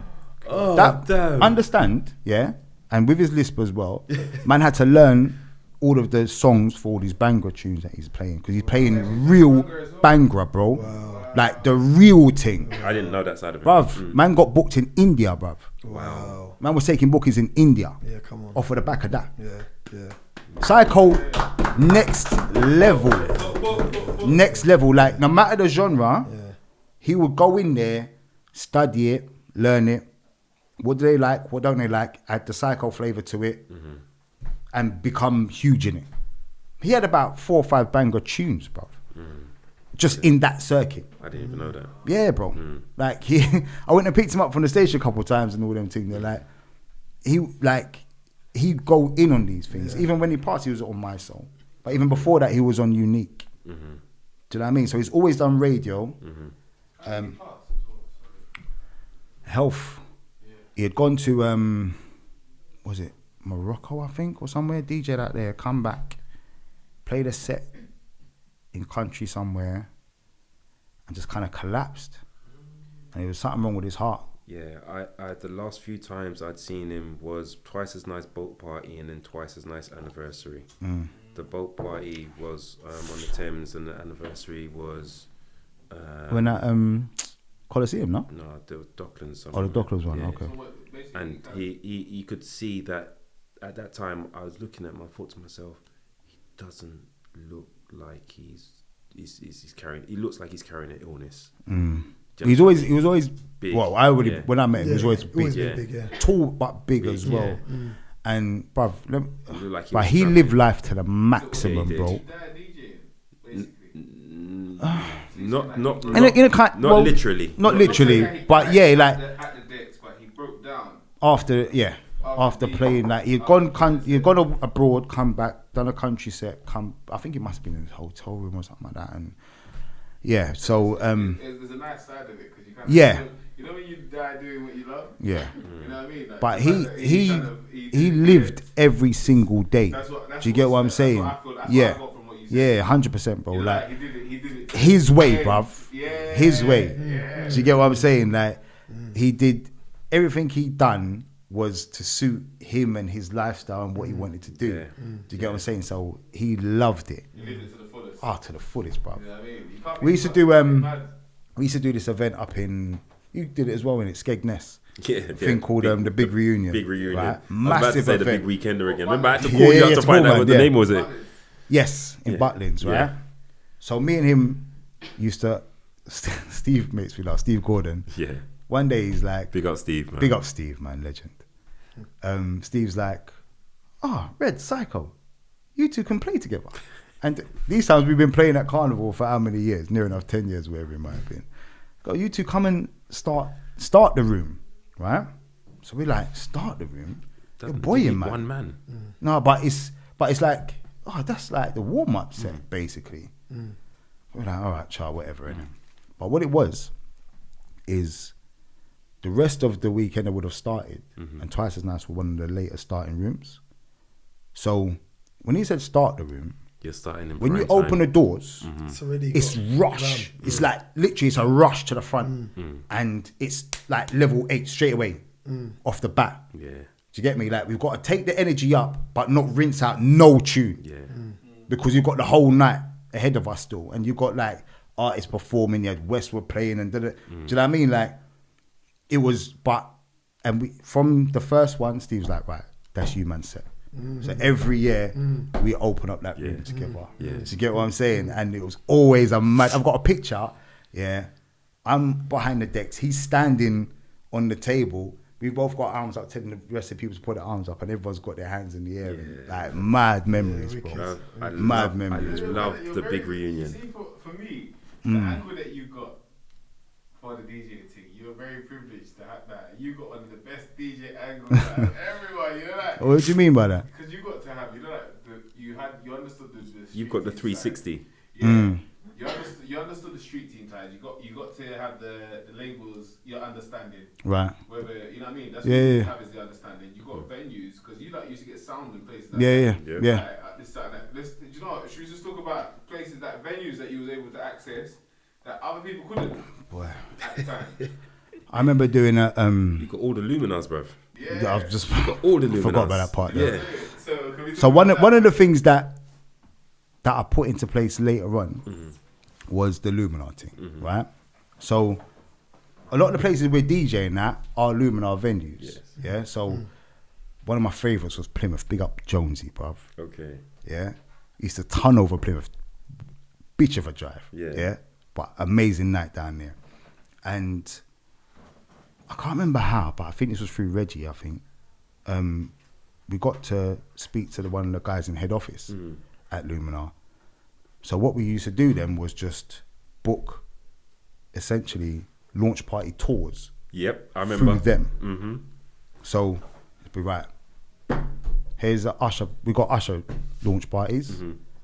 And X amount per And these gig. these launch parties were weird because you'd think that these artists were going to be A lot there, of the but times they weren't there most of the times. Yeah. A lot of the people would have thought that. Yeah. At the beginning, especially, people thought the artist was going to be there. Where it's the launch of the single or the Or the launch of album. the album, but Right. they're launching it in this city. Right. And it's just an awareness thing. Yeah, I know. The album's coming out on this day. Yeah. It'll be like the week of. So all the tours will be based around the release date of the album or single that we're promoting. any artists to come to it? Yeah, loads. Yeah, loads. Loads. So Yeah. before we act like they weren't none of this. Yeah. So like, Listen, Well, I'll go into that. The So- last time Chris Brown was there allowed you go. in this country was There you because go. of these guys. There you Yeah, go. I got to interview him. Yeah. They did flipping Midnight Madness. I saw him perform live, we did and Midnight then he weren't Madness. allowed back in the country again because of the the Rihanna yeah, thing. Yeah. Yeah. So we done Midnight Madness. We done a club in Croydon. I think that might have even been the time before that. And we done what was Illumina? It was a Luminar club in Croydon, Kingston, yes. Oceana, Yeah, whatever yeah. it's called Yeah. down there. Played it He loads of went times. and done Yeah. down there as well. And all that. Yeah. So all the Liquid Envies, that's all. That's all Luminar and Yep. Eminence. Batchwood Mansions. Batchwood, Yep. yeah, St Albans there. So all of these venues, Liquid, Envy, Oceana, name one, we played it. all owned Do you by understand? Luminar. All owned by Luminar. So we tour mad cities, bro, like Lincoln and Highland, Ipswich and Halifax and all these kind of mad places, bro. Man's going. The only link you have to them is the football teams when you Right. see them on the Yeah, flipping. that's yeah, it. exactly. But when That's you go it. to them clubs there, you realise, oh, I ain't been to a club yet. Yeah, right. That's Yeah, those exactly. are clubs, bro. Exactly. You know, Right, and right. do you know what? Only the university guys got to Yeah. access them more than- I'm Yeah. saying there was We used to do the other university races tours there, as but well. Yeah. Yeah. Sorry, Yeah. sorry. You mentioned Longa Yeah. said something about football teams, and it's something random come in my head just now. Did me, you, Scotty, go down to Liverpool to play football? Yes. And we- Scotty and played. and was in the changing room. Yes. Am I dreaming? Johnny Barnes. And who Yeah, else? you played Ja- against yeah, Moby. Lamb Moby, yeah. bruv. We was there in it, bro. I'm Big thinking, boy I Dave, I bro. was flipping Big- dreaming. That was you a know, big like, day. That was a big day. Because Bruv. Scotty was playing. How did Scotty? I don't know how Scotty got into Scotty that. got on the pitch, man. Yeah, Scotty was playing, Scotty was playing. Yeah. but John Barnes, Yam Moby, was all in the change room, bro. we're just there like raw. In the change room, bro. Bruv, Chilling. I could have told you weren't dreaming because you're the one who told me about how Moby Moby never still moved. plays the same. Yes, Bruv, he you're never the moved one from who the told centre me he spot, bruv. doesn't move from He one didn't place. move from the centre spot, he just bruv, moves. but controlled the whole game. Yes, Mad. you told me that, Mad, so mad, I would have known. I would have remembered that. I'm glad I'm not getting I had too to old drive know. back. Yeah. I had to drive Scotty's car back because Yeah. he was mash up. Yeah. Mad. Wow. Anyway, sorry. But yeah, so doing all the Luminar clubs and all of that. What was I saying? What was I even saying? You're talking about Luminar clubs saying and all the stuff like areas, that. But anyway, so Halifax. yeah, so all these mad places. So we're getting to DJ at all these places, right? So cool. Then the other side now is the artist stuff. Yeah. Right? Can't even mention our artist thing yet. So whenever the artists will come over, obviously we've got access to them and taking them out. making sure that they're seen. Because again, this is before social media, so there's nothing that we can. So Sorry we to have cut to you. create things. Go ahead. Just tell them about the artists that you used to roll with, because when they're hearing artists, they don't understand the caliber and level of artists that you used to roll with, take around, blah blah blah. So yeah, tell. Alicia Keys. Yep. Usher. Sierra. You had Busta Clips, one time as well, didn't you? Busta. Yep. Cassidy. Yep. Chris Brown. Yeah. There's too Angie many. Stone. There's too many. One at the position, so the same way you asked Yeah. me how you mean. Yeah. DMX. Yep. You started with Carnival. The late DMX. Rest in peace, DMX. All right. Rest in man. peace, DMX. She was born in the right angle. Yeah. Yeah. I took Wyclef and Blue Cantrell to Carnival. They come and performed on my float. Wicked. I took Collie Buds to Carnival. Wicked. They come and performed on my float. Yeah. Big up to you lot. Yeah. Do you know what I mean? Mad. Yeah. We took Jasmine Sullivan to Carnival. Wow. She went and performed with Rampage and Yeah. that. Yeah. Yeah. So, Who done what you did? huh? Who's done what you did? There's a few people out people there, that there's people out done there, done yeah. bits as well, but Yeah. Man, this I- is this bruv, Kojo was doing. Yeah. The modest thing, this is what we do here. You lot do it as well. You long as No, it's reality. There it's really other like, people we that weren't, did it. we weren't the but, do you know only what I team mean? out there doing that, right? But But I'll tell you what. Is as DJs, he was the only one that was on our level from London, on that level, that was really doing it. Do you understand what I mean? In a big way. and- There was other DJs who was doing it. I think there was MVP Squad, wasn't there? It was MVP. I think they came out of Warner. I do remember that name. Yeah. I think they came out of Warner. Yeah. But in terms of being We was a large street sound. a large street sound. Redz- Smooth Connection Redz were as a killing it. entity Yeah. in itself. Smooth Connection. Let's just say, I'm just saying that Smooth Connection was doing well themselves. Yeah. Redz was more than all of the whole thing. Like how I heard about you, I met you first. Yeah. I've heard about it. Yeah. Every angle that I heard about him, like he was putting things together. Or maybe he don't know. Yeah. As much as I'm me as a person studying the game, growing up and watching little things, so I can watch my angles. Yeah. And then also watch the transition from when it went from that to internet. Yes. Like for me, again, what the blessings are for when someone like Redz is that it's physical. Yeah. Right. You know, like everything now is digital. Yeah. Your relationships are digital. Yeah. So your relationships with these celebrities are digital. Yeah. You didn't have to come and actually link them and take them here and take Okay. them. Yeah, You understand what I'm saying? So, yeah. and then again, for UK, that part of the game's dead. No one tells the stories of the people that did. Yeah. So they know people come to London. Yo, I'm in London. Yo, Yeah, but who are they with? Yeah. Who was taking you You around? bring stylish nights, true, and you bring Yeah. But you know what it is? Is basically they learned how to make the actual impact work for them at the same time as well. But Do you understand what I mean? also As a at the time, sound. Yeah. Do also at you the understand what I time mean? that everything was transitioning. So you know, like even us, like as the age that we are, we were just in. Oh no, they did. They were doing that stuff way before the transition. No, Yeah. I'm just saying in the chat, there's people that were doing it within the transition. Okay. So, but not before the transition, because we got a lot of things that are not documented in the UK is because everything was so early. That's right. Yeah. And it was early for us. So when we talk about America, when we look for the people that did the similar things to Redz, we know who did those things. Yeah. Whoever they Yeah. No, I get you. we can Yeah. actually research and reference to those people. But for me, that's why It's so not important. documented here, and you're right. And that's why, of late, like I found a mad little hard drive in my yard, didn't it? So I'm like, I had to put these pictures up. Of course you do. Do you understand? And just start telling my thing because no one else ain't gonna tell my thing. I hear you. And these are half of the, and this ain't even half of it. Like, Bro, because I again, wish- because I of social wish I had a media, hard so you have drive to of understand pictures. that when I'm doing this thing, I'm at work. You understand? So It's the norm. I'm just, boom. I've only been starstruck once. I only got starstruck once. Go. Beyonce. Come on, Damn. come on. And we were going to interview her, like me and Reggie, because we had started imagine that, we started a podcast, right? This is like 2006. Do you understand? Just because we've got all the artists there, so we're like, and I don't know where the word podcast come from, but I know we started one then. I think it started with it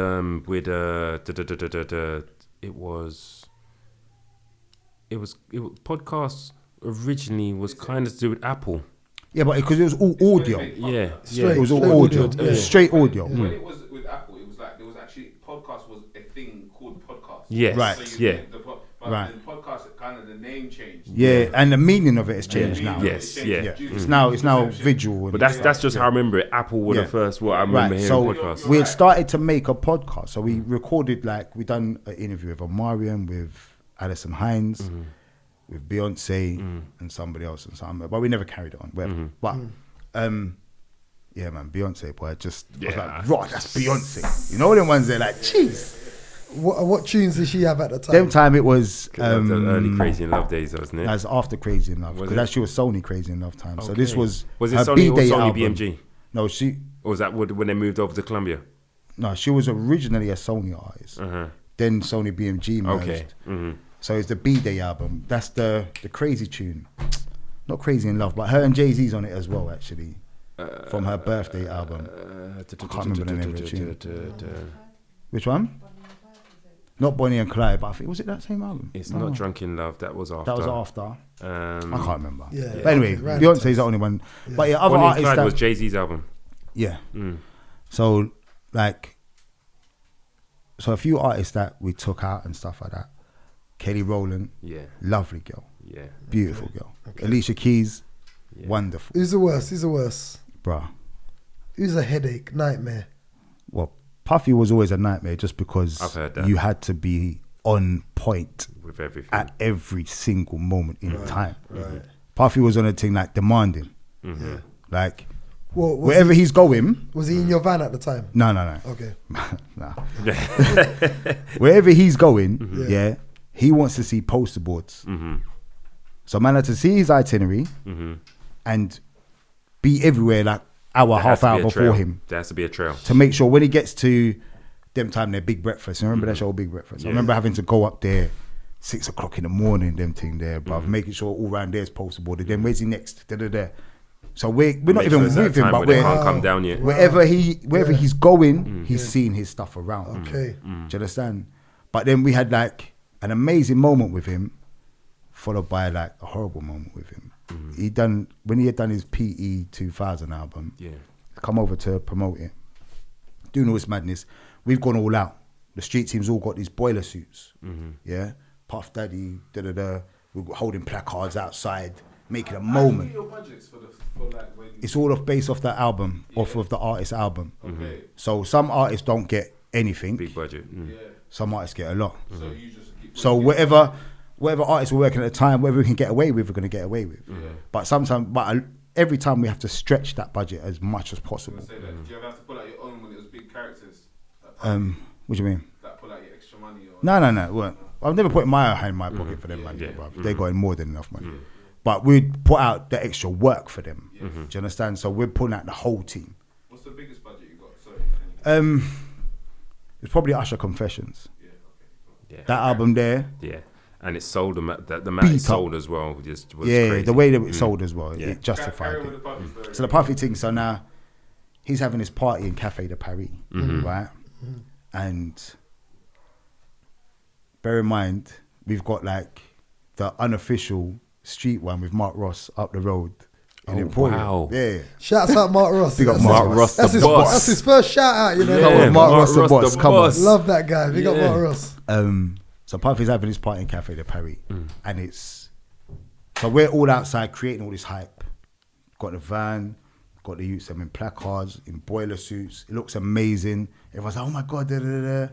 So we all get to go inside, and like Claudia Schiffer's over there, DiCaprio's over. Like the names were just mental. Yeah. You understand? Like this is like a proper. So we're all like standing off everyone, innit? And like just being very chilled in our little areas. And there's one picture, I want to find it so badly. The Face magazine had like a double page spread, like an aerial shot from Café de Paris, and Puffy's in the middle. I think he's dancing with Claudia Schiffer.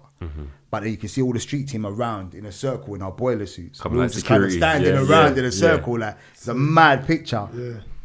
But then 5 minutes later, Wolf, rest in peace, his security man, comes over to mine. He's like, yo, your street team ain't hype, bro. Like, get him to liven up. Do you get me?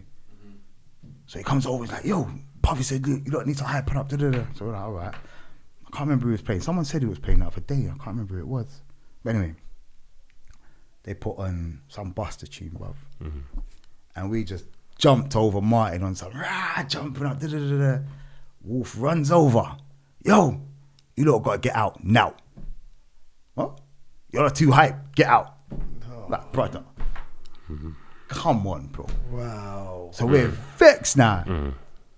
So we've all come out. How many of you? It's probably about 10 of us.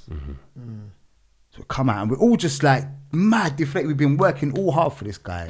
You told us to hype up. We hyped up. Now you're telling us to get out. Yeah. Do you get me? Like, we just went over the top or whatever, but whatever. So we come out and we just went to Mark Ross's thing, brother, and just raved. It sounds like he kind of created a making the band kind of moment.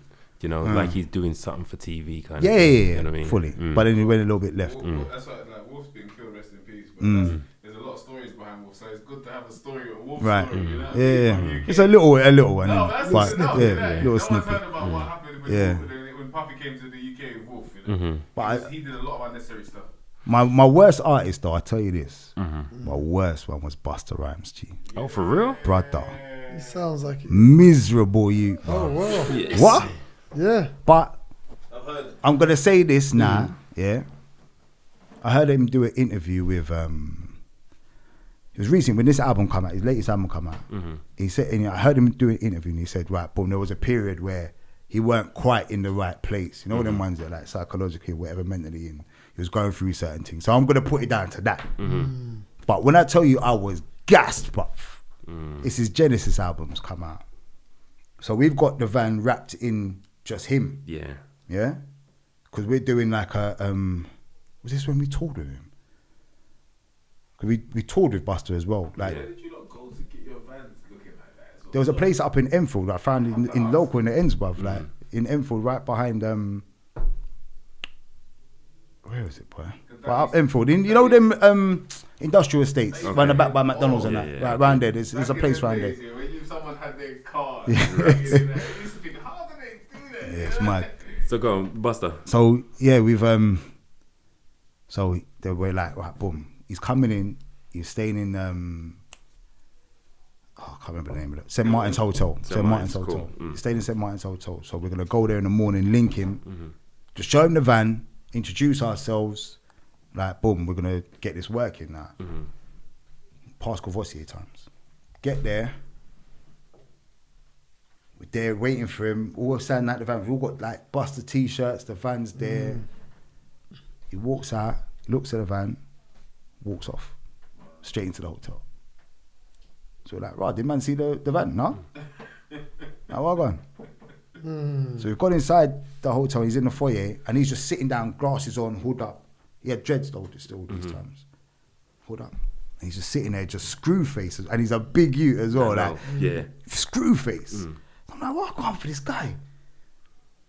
So anyway, we've just come out, and the market manager's like, oh, sorry about that. You know what I mean? Like, I don't know. He'll be all right later on. Whatever, cool. So then, go away. We've got to come meet them now because they've got a tour bus. They're doing shows in different parts of the country, and we're going and following them everywhere and doing the same poster board thing, giving out the stuff and all the rest of it.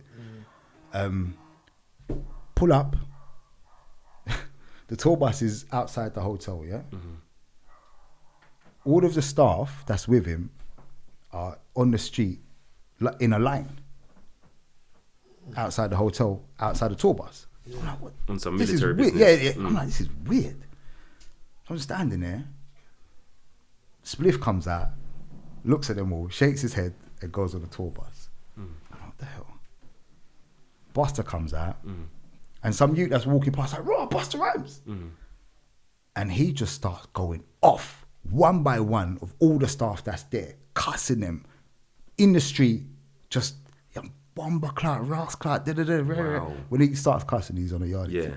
Cussing. Get on the fucking bus. No one ain't getting paid for this chip. Well, And apparently, the chef never got up and made his breakfast. So everyone got it. And it was just like a bad vibe around him until the cameras turned on. When the cameras turned on, hey, Buster, Yo, this is Buster Rhymes. Buster Rhymes. Yeah. Do you get me? So the cameras turn off. I'm just Okay. like, raw. Yes. I just didn't- on Switch. But I got a wicked drop from him though. You see, the funny thing about it is, right? Got a wicked drop. I can see exactly what you're talking about to a certain degree because I remember that interview. I can't remember where it was, but it wasn't in Wise Buddha and it wasn't in the other place around the corner, which I can't remember, USP or whatever it's called. Yeah. So I mean, West End. Yeah. No, those are the two studios that everybody used to use. Yeah. And I remember him being in such a mood that he made it a way that either you're getting a drop or you're getting an interview. You're not getting an interview and drop, which is standard. That's how he was Do you know what I moving, mean? bruv. If you're getting an interview, you'll get a drop, blah, blah, blah. But when I'm you like, do the interview, he's talking to you normal. He's talking, yeah, bruv. Like, And when he's doing the drops are big. one of my best interviews that I've done. Do you know what I mean? Like, don't get me wrong. I could see his attitude and blah, blah, blah. But he gave me everything. Yeah. And he gave me something that worked out to be an exclusive years later. Okay. I'll tell you why. Sick. I said to him, Buster, like, how did you come about with the idea of cutting off your ear for what it is? You know, Buster, what it is right now? Because, like, I'll be honest with you, enough man thought it was real from the Yardman community, and they were vexed to see that you cut off your locks. And he was like, yo, vex, because I cut off my hair. Like, listen, people got to be happy, man. And if people are not happy, then, you know, they got to live. But I tell you what, if I do cut off my hair, you'll still get the wickedest, wildest Buster Rhymes that you ever gonna see in your life, and blah, blah, blah, blah, blah. What His happened? thing cut off his hair. Years later, he cut off his hair. Yeah. I got to use that clip in my mixtape Oh, years okay. later because it's an To exclusive make it- now. see Do what you know I'm what I saying? mean? So, Yeah. you know what? Big. Big shouts out to Buster Rhymes for Big up that one Busta. right there. Miserable, but and, big up him. And the tune that he's got out there with Stylo G right now. Yeah. Did you film any of the interviews? Huh? Did you ever film them? These times it's audio, bro. Mainly audio. So, I've even sometimes got, like, they wouldn't allow you in with a video man. camera. Them time, you wouldn't even be sometimes allowed. they wouldn't allow you in. It's only later on down the line is when everyone started filming everything. I think I But at got the time, Cassidy it's on audio. video. I got Cassidy on video, and possibly one or two more. But most of my, I didn't get to film. But another Vaughan, Do you know what I mean? my bedroom Vaughan wanted to beat up Tyrese, bro. Oh, for real? You see when Tyrese first bust, right? Yeah, You remember how he bust? yeah. Coca-Cola Kid. advert. Yeah, Oh, yeah, Coca-Cola yeah, Kid. yeah, Yeah, Coca-Cola advert, right? So he's just come out with his album, right? His album's just landed. That's the one with Sweet Lady and Lately on it, right? So we're working that album. So he's come over to do the promo and da-da-da-da. So like he's rolling with us in the van. Do you get me? Like running around. We took him to I remember Trevor Nelson used to do a night in Holborn and we took him there. And Trevor's like, yeah, Tyrese is here, da-da-da-da. He wants to sing his Sweet Lady tune. Everyone's just saying, do the advert, do the advert, do the advert. Everywhere he went, they just wanted him to do the advert. Bro. Yeah. We took him to Hanover, do the advert. He's singing his Sweet Lady. Nah, I don't want to hear that shit. Yeah. Do that. Sell on the advert. All right, you know what? I'm gonna bait up a man right now. Yeah. All right. I remember one party for Tyrese. Right, and he actually came on the stage to. I mean, it's obviously them times they don't have to come on and actually sing a song, but he actually came on to sing a song, and he was like, you know what, yo DJ, play my tune. Scotty B was playing. Oh, big up Scotty B. Now, anybody knows Scotty from them times there, right? Scotty likes what he likes. Yeah? Forget everything else. He was going to sing How You Gonna Act Like That. Scotty didn't like the original. He liked the remix. And if you remember, the remix had the beginning part is keeping it ghetto, keeping it. I think it might be one of those. What the English crew that used to make a lot of not The Influence, might be The Influence or one of those others who used to do a lot of the remixes. And don't get me wrong, it's a nice remix, but what people don't realize is that when you get a UK remix, Americans don't know that. it. Yeah. They don't know the So basically, Scotty played it, and he was like, "Okay, yeah, all right, I don't know this one, but yeah, it's my tune." Big up Scotty B. Big up Scotty B, the My flipping baddest DJ in the world. In the world. But I tell you that. Straight. Tell you that. Shouts out Scotty, man. Yeah, man. So, yeah.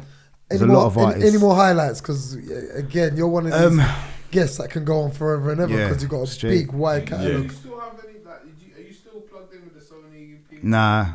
And where did that relationship? Oh yeah, how did that end then? So hold on, no. Before you get to the end of the Sony relationship and how it ends, I'm sorry, BMG Go for because it. Yeah, I mean, well, BMG's then being Sony Aristar BMG. and Sony Yeah, BMG and blah blah blah. Yeah. Where was the transition from? Oh damn! What's the boss's name again? You just mentioned Martin. And then where did Reggie come in? Okay, so even before that is Ricky Chili Sauce. I forgot that. Yes. So Okay. Martin. So Ricky used to work with Martin, right? Yeah. So Martin brought me in, but Ricky was working with him just before I even got there. Then he went off and doing his DJ thing and then. Shouts out to Chili Sauce. Big up Chili yeah, Sauce, man. Ricky, I ain't seen him for years. So so Chili Sauce is coming. So he's brought Ricky back in. Yeah. So these times I'm on the road. Yeah. I don't even want to see the office too hard. I'm only coming to the office to stock up. Yeah. Really. But I'm on the road. So you still needed that presence in the office. And big up Jasmine Bodkin. She's always there. Yep. Big so up she was Jasmine. always in the office as well. But obviously she never wanted to be on the road. Never on road. She would come out on a few missions. That's it. So then Ricky got brought in, right? And that now, we already had a relationship with Sammy by then already. Sammy Confunction, that Smooth Connection. So we were already doing Confunction. Yes. So I knew Ricky. But now, so me and him's now moving. Yeah. So now I'm like more in there in that scene because we've got to do the Smooth Connection thing because through Confunction we got to do all the Cosa Nostra and all these other dances. Do you get what I'm saying? As just DJing. Yeah. Because that is what really, that's why we went in that direction really. That's what pushed you guys. Yeah. Yeah. So Ricky's now part of that clique of DJs as well. But he's plugged in to the rest of the guys as well from his time before and all the rest of it. So we just worked really well together. But he didn't really get on with our boss. They kind of clashed a bit. Do you get what I'm saying? So when you're saying your boss? So at that time, it was another guy called Matt.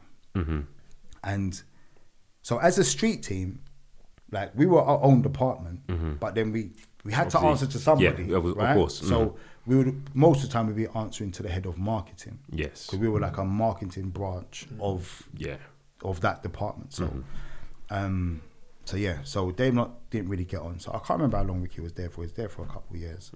Then he left. And then the merger happened between Sony and BMG. So at the time, Reggie was Sony street team. Okay. I was BMG street That's team. Reggie Heavy Styles, Reggie by the Heavy way. Styles. Big up my Reggie dog. Styles, yes. Yeah. Because a lot of my story is linked with him as well. So that's when, big up Mervyn as well, he put us together. Okay. Do you know what I mean? And I think Mervyn's original idea probably was like, Reggie would be the more office guy because he's more that guy. I didn't like doing reports and all these things. But you had to do it. Yeah. Because everything that we're doing, we've got to now relate Report back back. to these Yes. people to make them understand what we're doing. We're not just out here partying every week. Otherwise, even they're though we spending are, their money for nothing. but Even though we are. even though we are, we're working at the same time. We're doing a job. So did that merger kind of push Martin out? No, Martin left before that. Okay. Martin left after Confession. So Martin moved from the street team to a marketing manager for a while. Okay. Now first to A&R, then to marketing. And these times he brought, Ricky was there. So Martin started his own label, QBM, Quality Black Music. Big up Bronze and Black as well. Big up Bronze and Black, man. They were like, yeah. that's a whole nother part of the story. Exactly. Jesus Christ. Do you get me? Like, big up Akala as well. Akala was part of that Shout out to original team Akala. before he was Akala. I can't Okay. remember his name before that. But yeah, so we started Quality Black Music, started working that. Then he came back to be a marketing manager, came and done the Confessions album, which was huge for us. And then he went to TVT. Because Martin went to TVT. Yes, I forgot So about Ricky TVT was with me at Chili Sauce. Chili Sauce was with me at BMG at that time still. They went bust, didn't they? TVT. Yeah. Yeah. Okay. And then the merger happened. And it was at first, me and Reggie, we knew each other as rivals, not as anything else. Yeah. Because of BMG Not even and rivals. Sony as being like rival street teams. Yeah, rival street teams. So, so when we had the meeting with Mervyn, I'm thinking like, right, one of us is getting chopped in it. Yeah. You're not gonna keep both of us. 'Cause you're not gonna pay both of us to doing the same job, surely. But he did. He kept us on. Wicked. And it ended up being a good combination. Do you get what I'm saying? Because Reggie DJs and hosts as well. Yes. So that helped me as well. Do you know what I mean? Both of us. Because now we're just eating the road. Yeah. So Big he's time. now coming into certain of my links, and I'm coming into certain of his links, and we're now taking over even more now. Because what the key thing with the street team stuff is that regionally we would have members in each city. Yes. So any city I go to, I'm touching down with my guy there. Yeah. So my Manchester, you come. Everything's already Da-da-da. patterned up because you got your guys out there. Yeah. And that's why most of the time we didn't get into no trouble or nothing, because I've got a man there that knows what I want and knows who's who. Do you get what I'm saying? So they would look after us and show us where to go get things to eat and da-da-da. So did the fact that now Reggie is now kind of like not part of you guys, but working with you guys. I mean, when I mean part of you guys, working with you guys, I mean you, Smooth Connection, Reggie, Yeah. 2 DJs, yeah? Yeah. Sound and a DJ. Did that now start to put cracks in the middle of Smooth Connection? No. Okay. Smooth Connection at that time was Mitch and Tej were at uni, Okay. right? So they couldn't make a lot of the midweek things that I'm saying, boom, we got to go here and there. And that's the reason why I asked, because I know that all of a sudden it became Reggie Heavy Styles and Right, you. yeah. Yeah. Yeah. So firstly, with the Smooth Connection thing, I'm still saying it's Smooth Connection, but Connection more name. time it's just me. Yeah. Right? Yeah. And me and Ricky Yes. at that point even. And then neither of us are mic man. So that's where Butch came into it. Okay, yes. Right? Because I'm like, we need a mic man.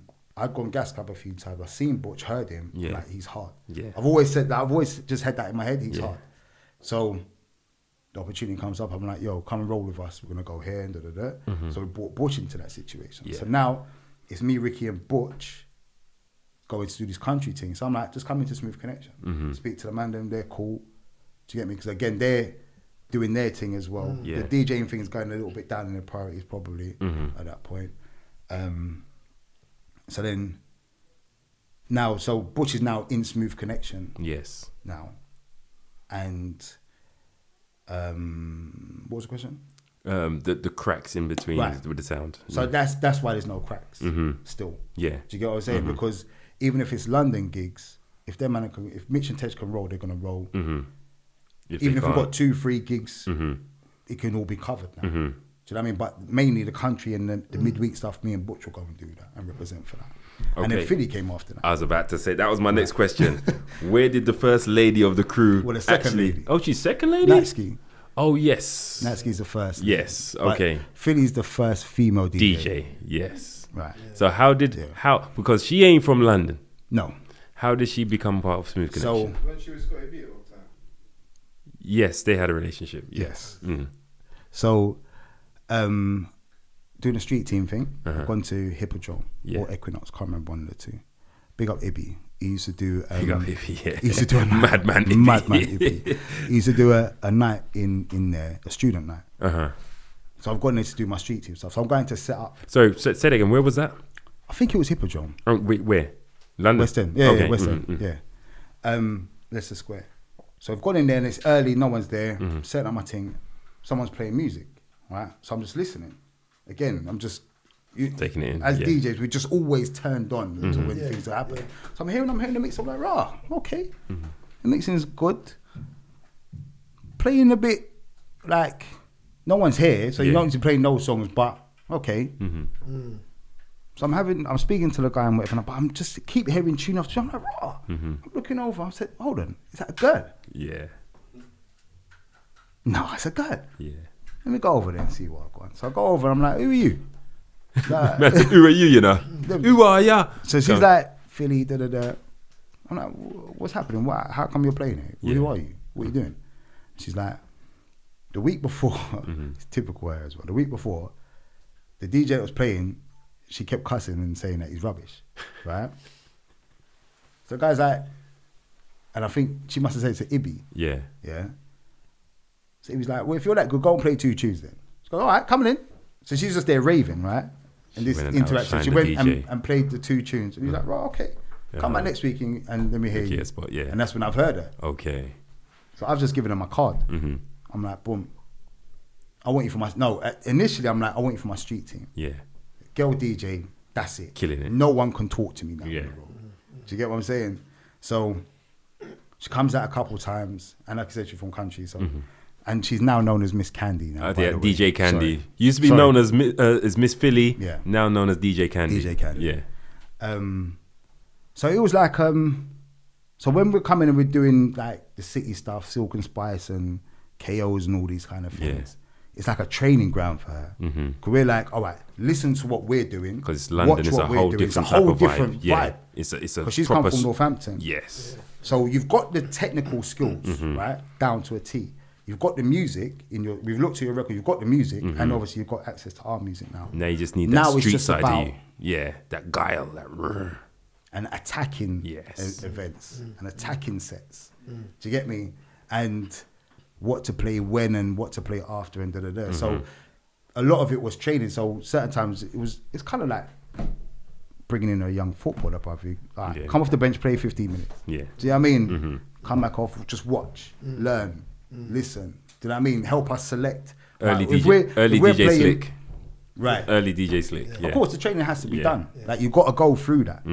So she's with us and then she's learning, playing, and then you see what happens. Of course. Of course. Do you get me? And then obviously the link with Scotty took her technical abilities even further.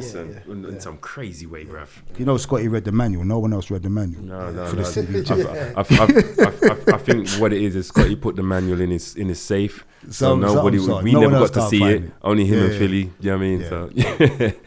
So and then obviously like Smooth Connections, he's just taken off from there as well. Coming down and why you stopped doing the record label thing?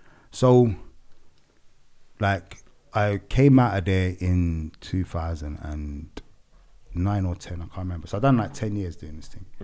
And only 10? Yeah. Felt like a hell of a lot. It felt like it. It was 10 years or maybe just over. But, well, it kind of leaked over a little bit, but I'll explain. The industry, the internet, social media, right? So where we're doing all our stuff before, posters, CDs, costs money to manufacture, make, and we're giving it away, right? Whereas now, market managers are sitting down saying, I could put an advertising banner on a website, and it gets seen. It gets seen by 20,000 people, but it's not the same because it's just on the screen at the time. But we know that. But as far as they're concerned, I'm hitting my numbers and it's tangible. With what we're doing, it's not really tangible. You can't say I gave out 20,000. Right. So with that, as far as so our budget started to decrease. So when I was seeing the budget decreasing, I'm like, all right, the end is coming. You know them ones there. And then in my mind, I'm saying to myself, all right, what do I want to do? Like just in life. And I'm saying, I don't want to go to another music. I don't want to go to another record label. Again, and as well, the music shit as well. This is like when R&B started becoming very housey. Like, oh my God, and all them kind of tunes by Usher. Chris Brown. All them, right. All that, it's that period.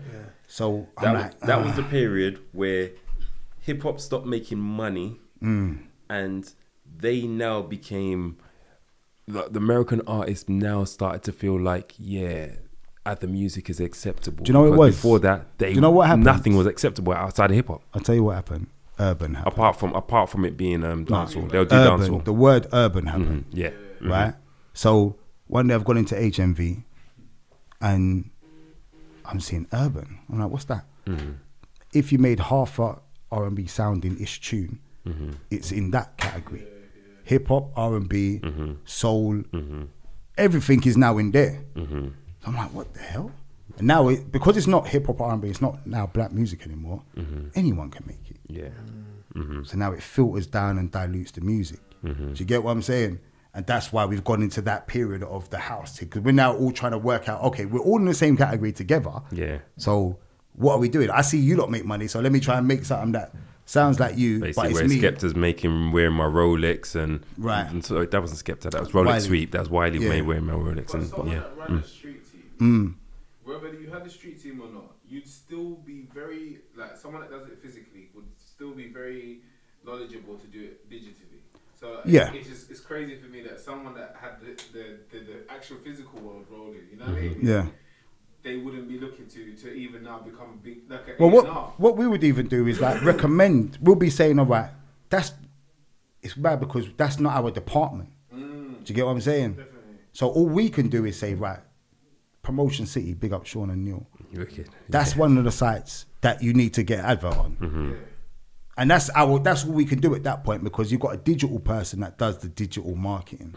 So it's not our world like that. If social media had popped off then, that I think it would have been a different argument. My whole thing is that, you know, like, if you've got a man that knows how to do it in the physical level, the digital world is a walk in the park for that same person. Yeah. Because like they don't have to be able to work they don't have to know how to use Instagram and all that. Yeah. It's their understanding Of what you need to do and where people are going to be. The key thing with the street team stuff is knowing where people are going to be. The consumers of that music, where are they? They're at barbershops, they're at restaurants, West Indian restaurants, colleges, Yeah. You know what I mean? That knowledge has been removed. Yeah. And they haven't respected the right people. That's always been a problem with street teams. The labels have never really properly given it the full respect it deserved at that time. And the people. Because And the people, yeah. Because it was only, let's say 10 to 15 years period that even things like urban music seminar. Yes, yeah. You know what I mean? I mentioned Yeah. that what it once said Yeah. to the show, but that's another thing I that think I spoke of that one. people used to like really go to those things and get good information, good connects, even just the link up and the networking was doing that in places like that. And a lot of those things that we don't have anymore. For sure. And at the same time, the industry is bigger. So but if those things never happen, we wouldn't be where we are. Well, it's just the cuts in it. The cuts, basically, if they're going to reduce the funding, then basically they're not going to have the man them on the road to do what they want to do. Because remember now, like, you're talking about... They'll probably take away the flipping fuel card as well. I was Then about you to have mention, to, I was just about to pay mention for that right? yourself. They never took it away, but I would never going to have that. Steve Jobs have rehired Steve Jobs because they knew they needed it. Yeah. You understand what I'm saying? But the thing, but they did that later on when they knew, when things started to mash up. Later on, Yeah. that's what I'm saying. It's never too late. So what would happen is You like know? the cost for us. So you got to pay for me and Reggie, yeah. Then you got to pay for all of the physical product that we're mailing out to the DJs. Then all the physical product that we need to go out, the poster boards, the flyers, the merchandise, T-shirts, all this stuff. Plus the van, bro. Yeah. That van, so the vans were like 3-year cycles. We used to lease them. Yeah. One of the vans in that 3 years, we did over 100,000 miles. Wow. Do you know what I'm saying? Yeah. Like, it's a lot. Yeah, that's basically run down to It died. It literally died. Literally, just like, I'm done, and just shut down. You had to get a new one. Do you get what I'm saying? So I think we had either 3 or 4 vans within that period of time, and that's a lot of money. Like when I'm looking at it now, say when you're buying a car brand new, your monthly payments are based on how much mileage you do. Yeah. The more mileage you do, the more you got to pay monthly. A van is already expensive, plus you're doing 30,000 miles a year. They must have been paying out of their arse for that. Ridiculous. Do you get what I'm saying? Yeah. Plus the petrol to take us all them miles. Do you get what I'm saying? So it's like we cost a lot of money. But the fact that you understand that is why you're valuable.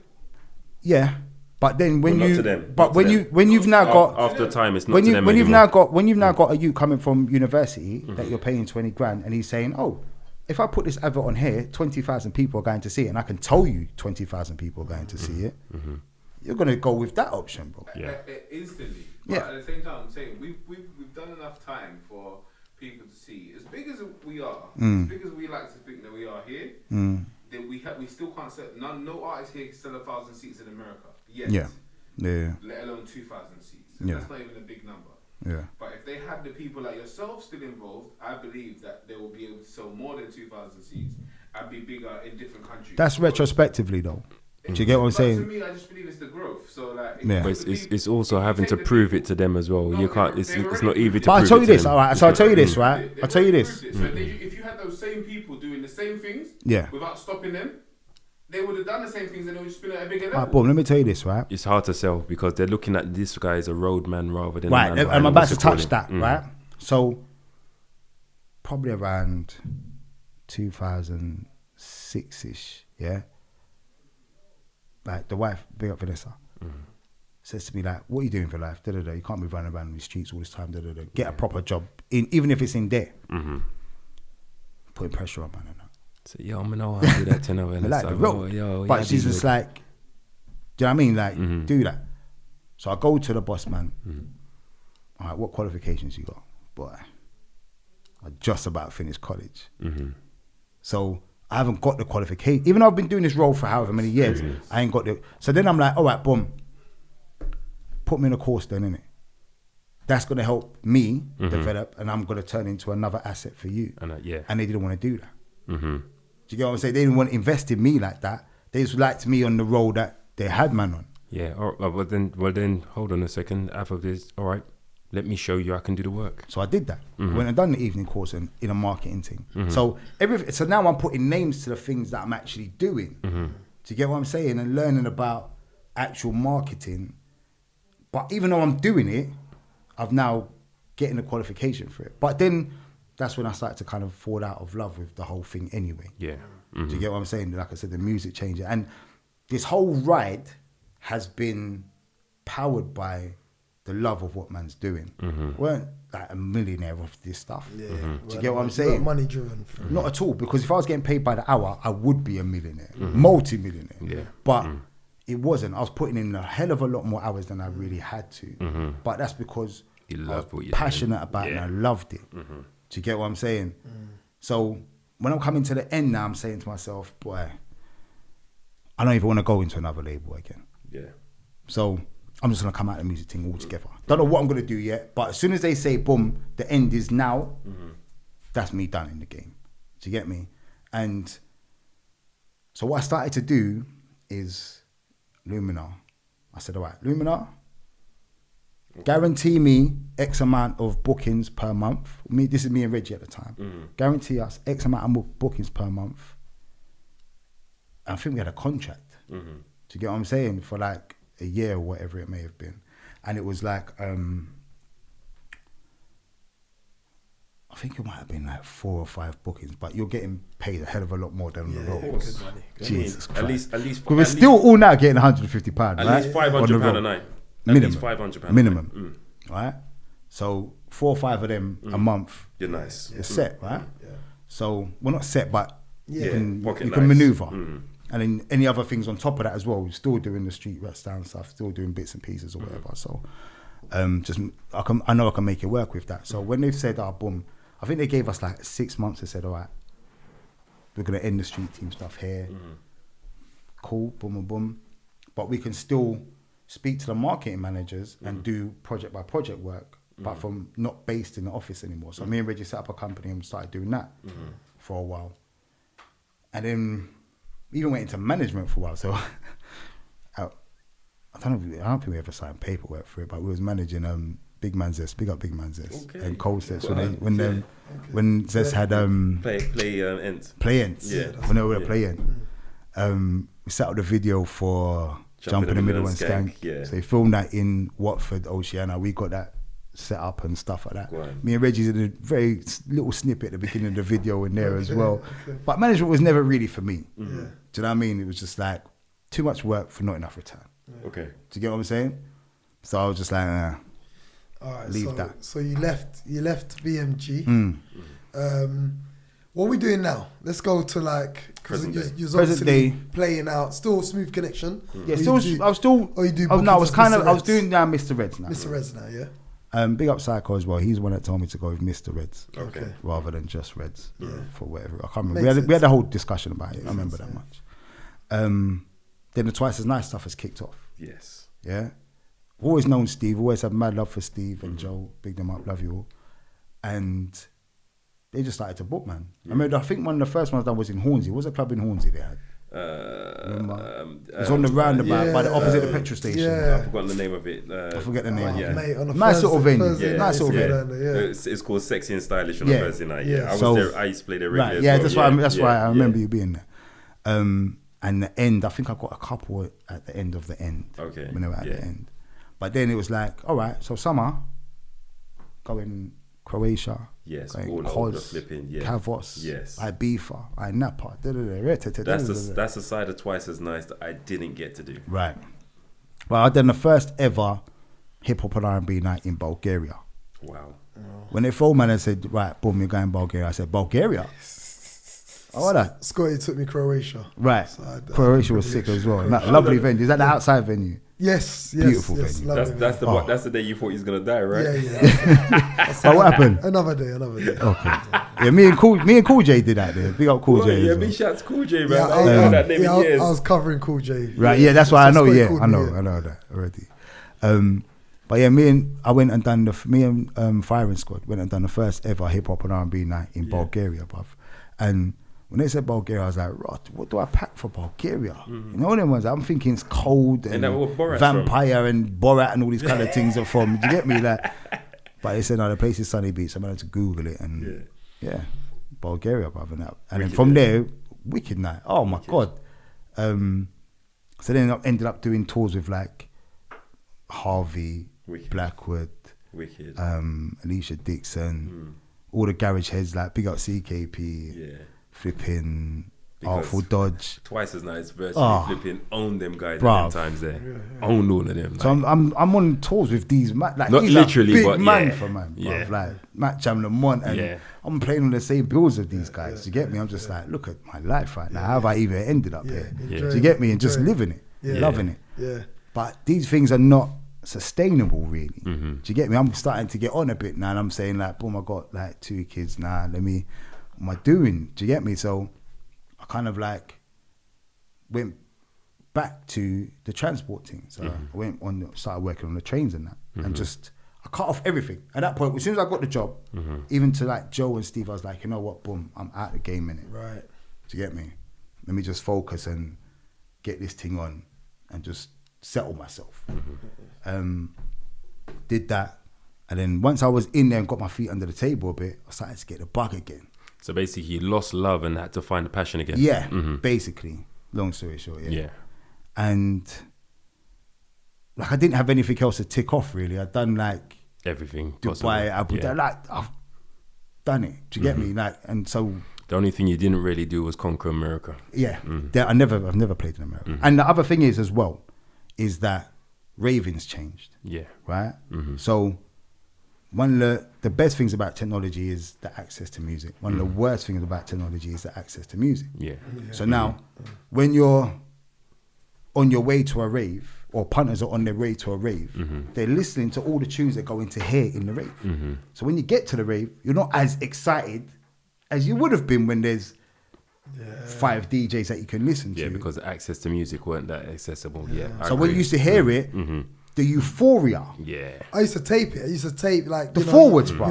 You tape the off a radio station, Yeah, for instance. right. Press record, Same. and then you're listening to Victor V and Mr. Yeah, Bang yeah, juggling yeah, Station yeah. FM. Yeah. And you're gonna hear that later. But Right. yeah, like you said, But now Yeah. it's like you just hear all of the music all of the Spotify time. music or something like Spotify, that, yeah. all the radio plays all the same stuff. Yes. Do you know what I mean? So when you're going into an event now, it's like, There's nothing unless new. you're in a specialist rave, and this is where I went back to my soca roots as well, because that energy is what I crave. Yeah. And I didn't know that what it was, but I'm kind of even putting that together now. But it's like, I wasn't getting that euphoria. So when I'm even doing all them Luminar clubs, I was hating it. Do you get what I'm saying? Like, yeah, the money's good, but it felt like work. Yeah. Yeah. Do you get me? Because in the Luminar clubs, it's like you're playing for a longer period of time, and you have to be able to jump out of the box. So you'll end up playing some got rock music commercial, here, yeah. and some Certain real certain commercial places, play. yeah. Yeah. Yeah. And it's less intimate. Yeah. Yeah. Like your It is super club. super club situations and stuff like that. Yeah. The crowd's over there. Yeah. Well, it's also a case of like the crowd itself is very different music orientated. Yeah, So in you've the got same R&B room. and hip hop people them here. You've got the dancehall people them here. You've got the commercial people here, and you've got the flipping crazy rock people here. And it's like having to be able to juggle to all of them, and keep them all happy. Yeah, That's at the same impossible. time. You can't keep them all happy. Well, At the no, same what time. it is, it can work. You just got to find the lane. Balance. And you got to command it. That's why Psycho was amazing for that. Yeah. When he's doing all the football chants and do you know what I mean? He's bringing everyone. He's finding common ground with everyone and bringing it all together on the microphone, and the music just kind of complements it certain times. So certain times it's like he's controlling the set, then I would take over and control the set. Yeah. Do you know what I mean? And it just works like Buddy that. system. So so you mentioned about you went back to your soca roots. Yes. I know you've taken soca international. Yeah. Can we touch on that? We ain't got long left, No, let's get to the So- soca international. So with so firstly, like I actually forgot about that. So going that's a back good out, point. like when I was working and stuff, I was like, I've always raved to soca no matter what throughout my whole life, right?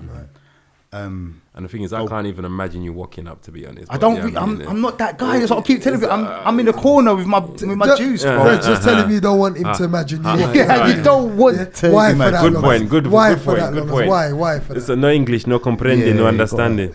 Not even a pause. That's a stop. Yeah.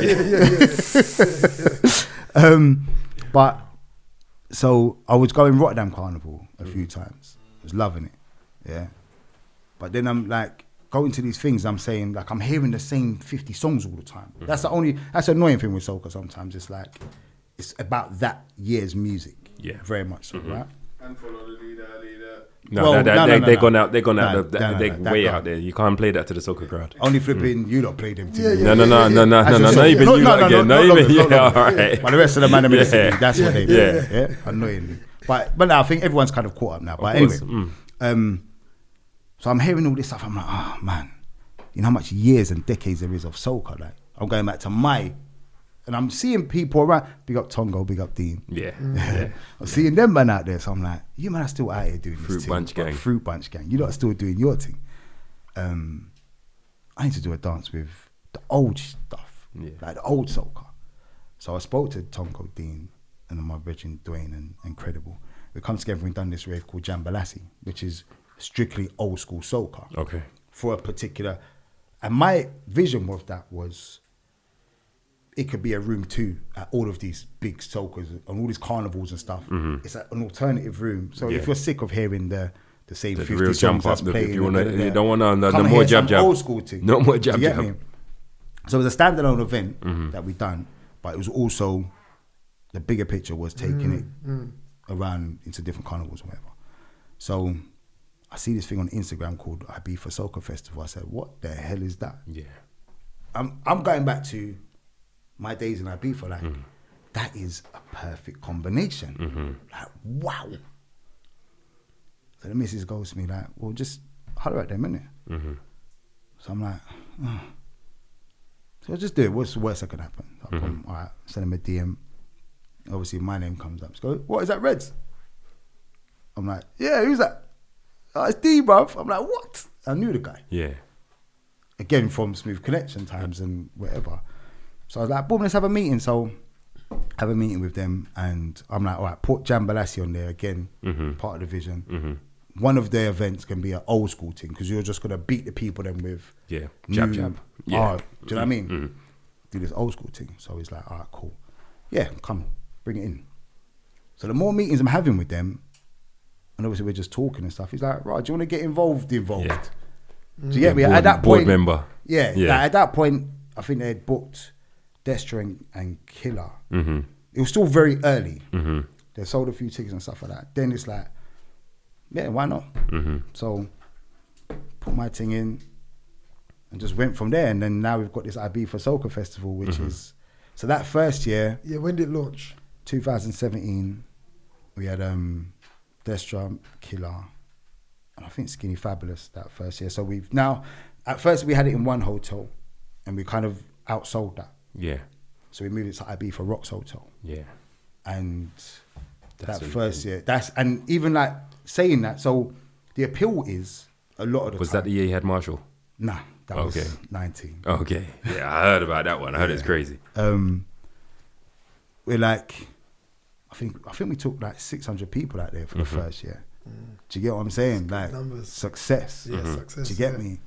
And it just kind of went off from there, and just like 18 took it up another level. And so again, like one of the main appeals is that our people don't really go to Ibiza, right? Because it's the stigma behind Ibiza is this Dance house, music. dance, drugs, So when we're taking soca out there, people's like, Works. I get to go to Eden, Paradise. So we've got Eden, Paradise, Ibiza Rocks, Ocean Beach. All of the places them for soca, And we're putting soca in there. Changing the game. Different levels. And it just worked, man. Popped off. So we done 17, 18 and 19. So in 19, doing our thing. And we see Machel in France. So it's just a conversation. But sometimes that you guys were working with Verdell as a she's soca, agent. So she's helping with getting some of the artists and looking big after shouts to Verdell. Big up Verdell. So did you end up linking up with the people that was doing that event? Which event? Ibiza Soca. Yeah, that's what he's saying. He's part of it. Yeah. Oh yeah. So we made a phone call and Yeah. So like we was having more meetings about bringing Jambalasi in, and then I kind of like brought me as a board member. Part of the team like that. Yeah. So now we're 3 years deep and would have been 4, would have been 5 next month. Do you know what I mean? So basically, you guys are looking to come back 22, yeah? Yes. Okay. So at this moment, 2022. So Ibiza Soca on Instagram. Yeah, that's what I was gonna say. Plug it. Ibiza Soca on Instagram. Yeah, man. Well, I never left it, but in terms of now, that's where I am. Do you know what I mean? And like the soca community is mad, bro. Like, so Ibiza Soca is filled with people coming from all over the world. This is why I've said an international event that soca is the ultimate rave. Yeah. If you're looking for a place where you're gonna see people just partying, all ages, just going just at raving hard, and energy, it's culture as well. Energy, it's a culture. Yeah. And that's what I was saying. It's like maybe in the back of my mind somewhere, I'm like, I've been looking for that euphoria kind of energy that I didn't. Don't get me wrong, you do get it certain times in certain raves, but for the most, it's not how I remember it. Yeah. When we was doing bar 38s and silks and spices and these things. Yeah. Felt like you're working. What? No, but it felt like the people were loving it. Oh, okay. Yeah. And maybe it's more country for me as well. Like they really appreciated it. Yeah. It's a way of life but then it got really kind of boring. But now the soca thing is the energy levels are just different. On 1,000. Yeah, 1,000. Do you know what I mean? It could be 10 people in there. They're still all going to be raving hard together. Don't matter. Don't watch no face. Just get on with it. All right, so you're back 2022. Yes, with that. Everyone needs to fly to Ibiza, the soca fans and all that. And you don't need to come to a soca rave. Yeah. The way that you lot were talking about, I was not happy. I'll be honest. Yeah, I can imagine. I have to be. Probably more me. Exactly. Probably was more because you never see me this soca. Yeah, you don't need to come and just experience the thing. I've experienced it. Yeah, I mean, I'm very much a man. I'm a very much a man in the corner myself. I've been to a couple. On the boat, the Teresa. Okay, yeah. Boogie will bring me down there. You know what I mean? So one thing about the Jamaican side of things, it's time you open up to soca properly. I mean, stop doing this whole thing of, you know what I mean? Like, no, man, I really love that music. If you love music, get into the music and go straight in, brethren. You know what I mean? Yeah. That female called Precious. You know Precious Miracle, and she does the thing in Scala. She before all the lockdown started. She has a good soca raving. Yeah. Sick. So what's it called? I might know the event by the name still more than anything. Allow me for now. Cool, no problem. Right, on that note, we who you gonna big up? Just big up who you wanna big up, plug who you wanna plug. Well, I don't know if I start bigging up people, I might forget people. And so big up my kids, love you. Yeah, and the wife. Yes, and the wife, love you. Big up the La Rose family. Well, that was it, my mate. cousin. Big Well, up, that Leo. was it. We finished. Yes, Yeah? we done. Yeah? We done. This is a statement. The Statement. Wait. Redz. What's the date of the festival, bruv, again? 11th of July. I'm rolling. All day Rolling down, festival. yeah? Rolling. All day Say no more, festival. all day Can't festival. wait. 11th of July. That's it. Say none. So that's Let's get it. Redz, Mr. Redz, aka BMG, aka Sony Street Team. AKA Mr. Smooth Connection. Yeah, thank you for having. Yeah. Thank you for coming You have to do down. the one with the boys them as well. The Smooth Yeah, Connection. bring Smooth bruv. Connection back. Family, Family, It's a man. Yeah. bag of stories. Yeah, Oh I my can imagine. word. Bag of stories. Oh, my Today's word. been a bag of stories already. Exactly. And that's just you one. You should start Mr. Red's promo though. I'm done with that piece. Yeah. We'll sort you out, yeah? And that was Jay in the background. That was Jay in the background. I yeah? ain't doing that. And we're that getting note- Jay and Mike. Like, Like, subscribe, share, subscribe. All of that. To All Stay of that. Podcast. Boom.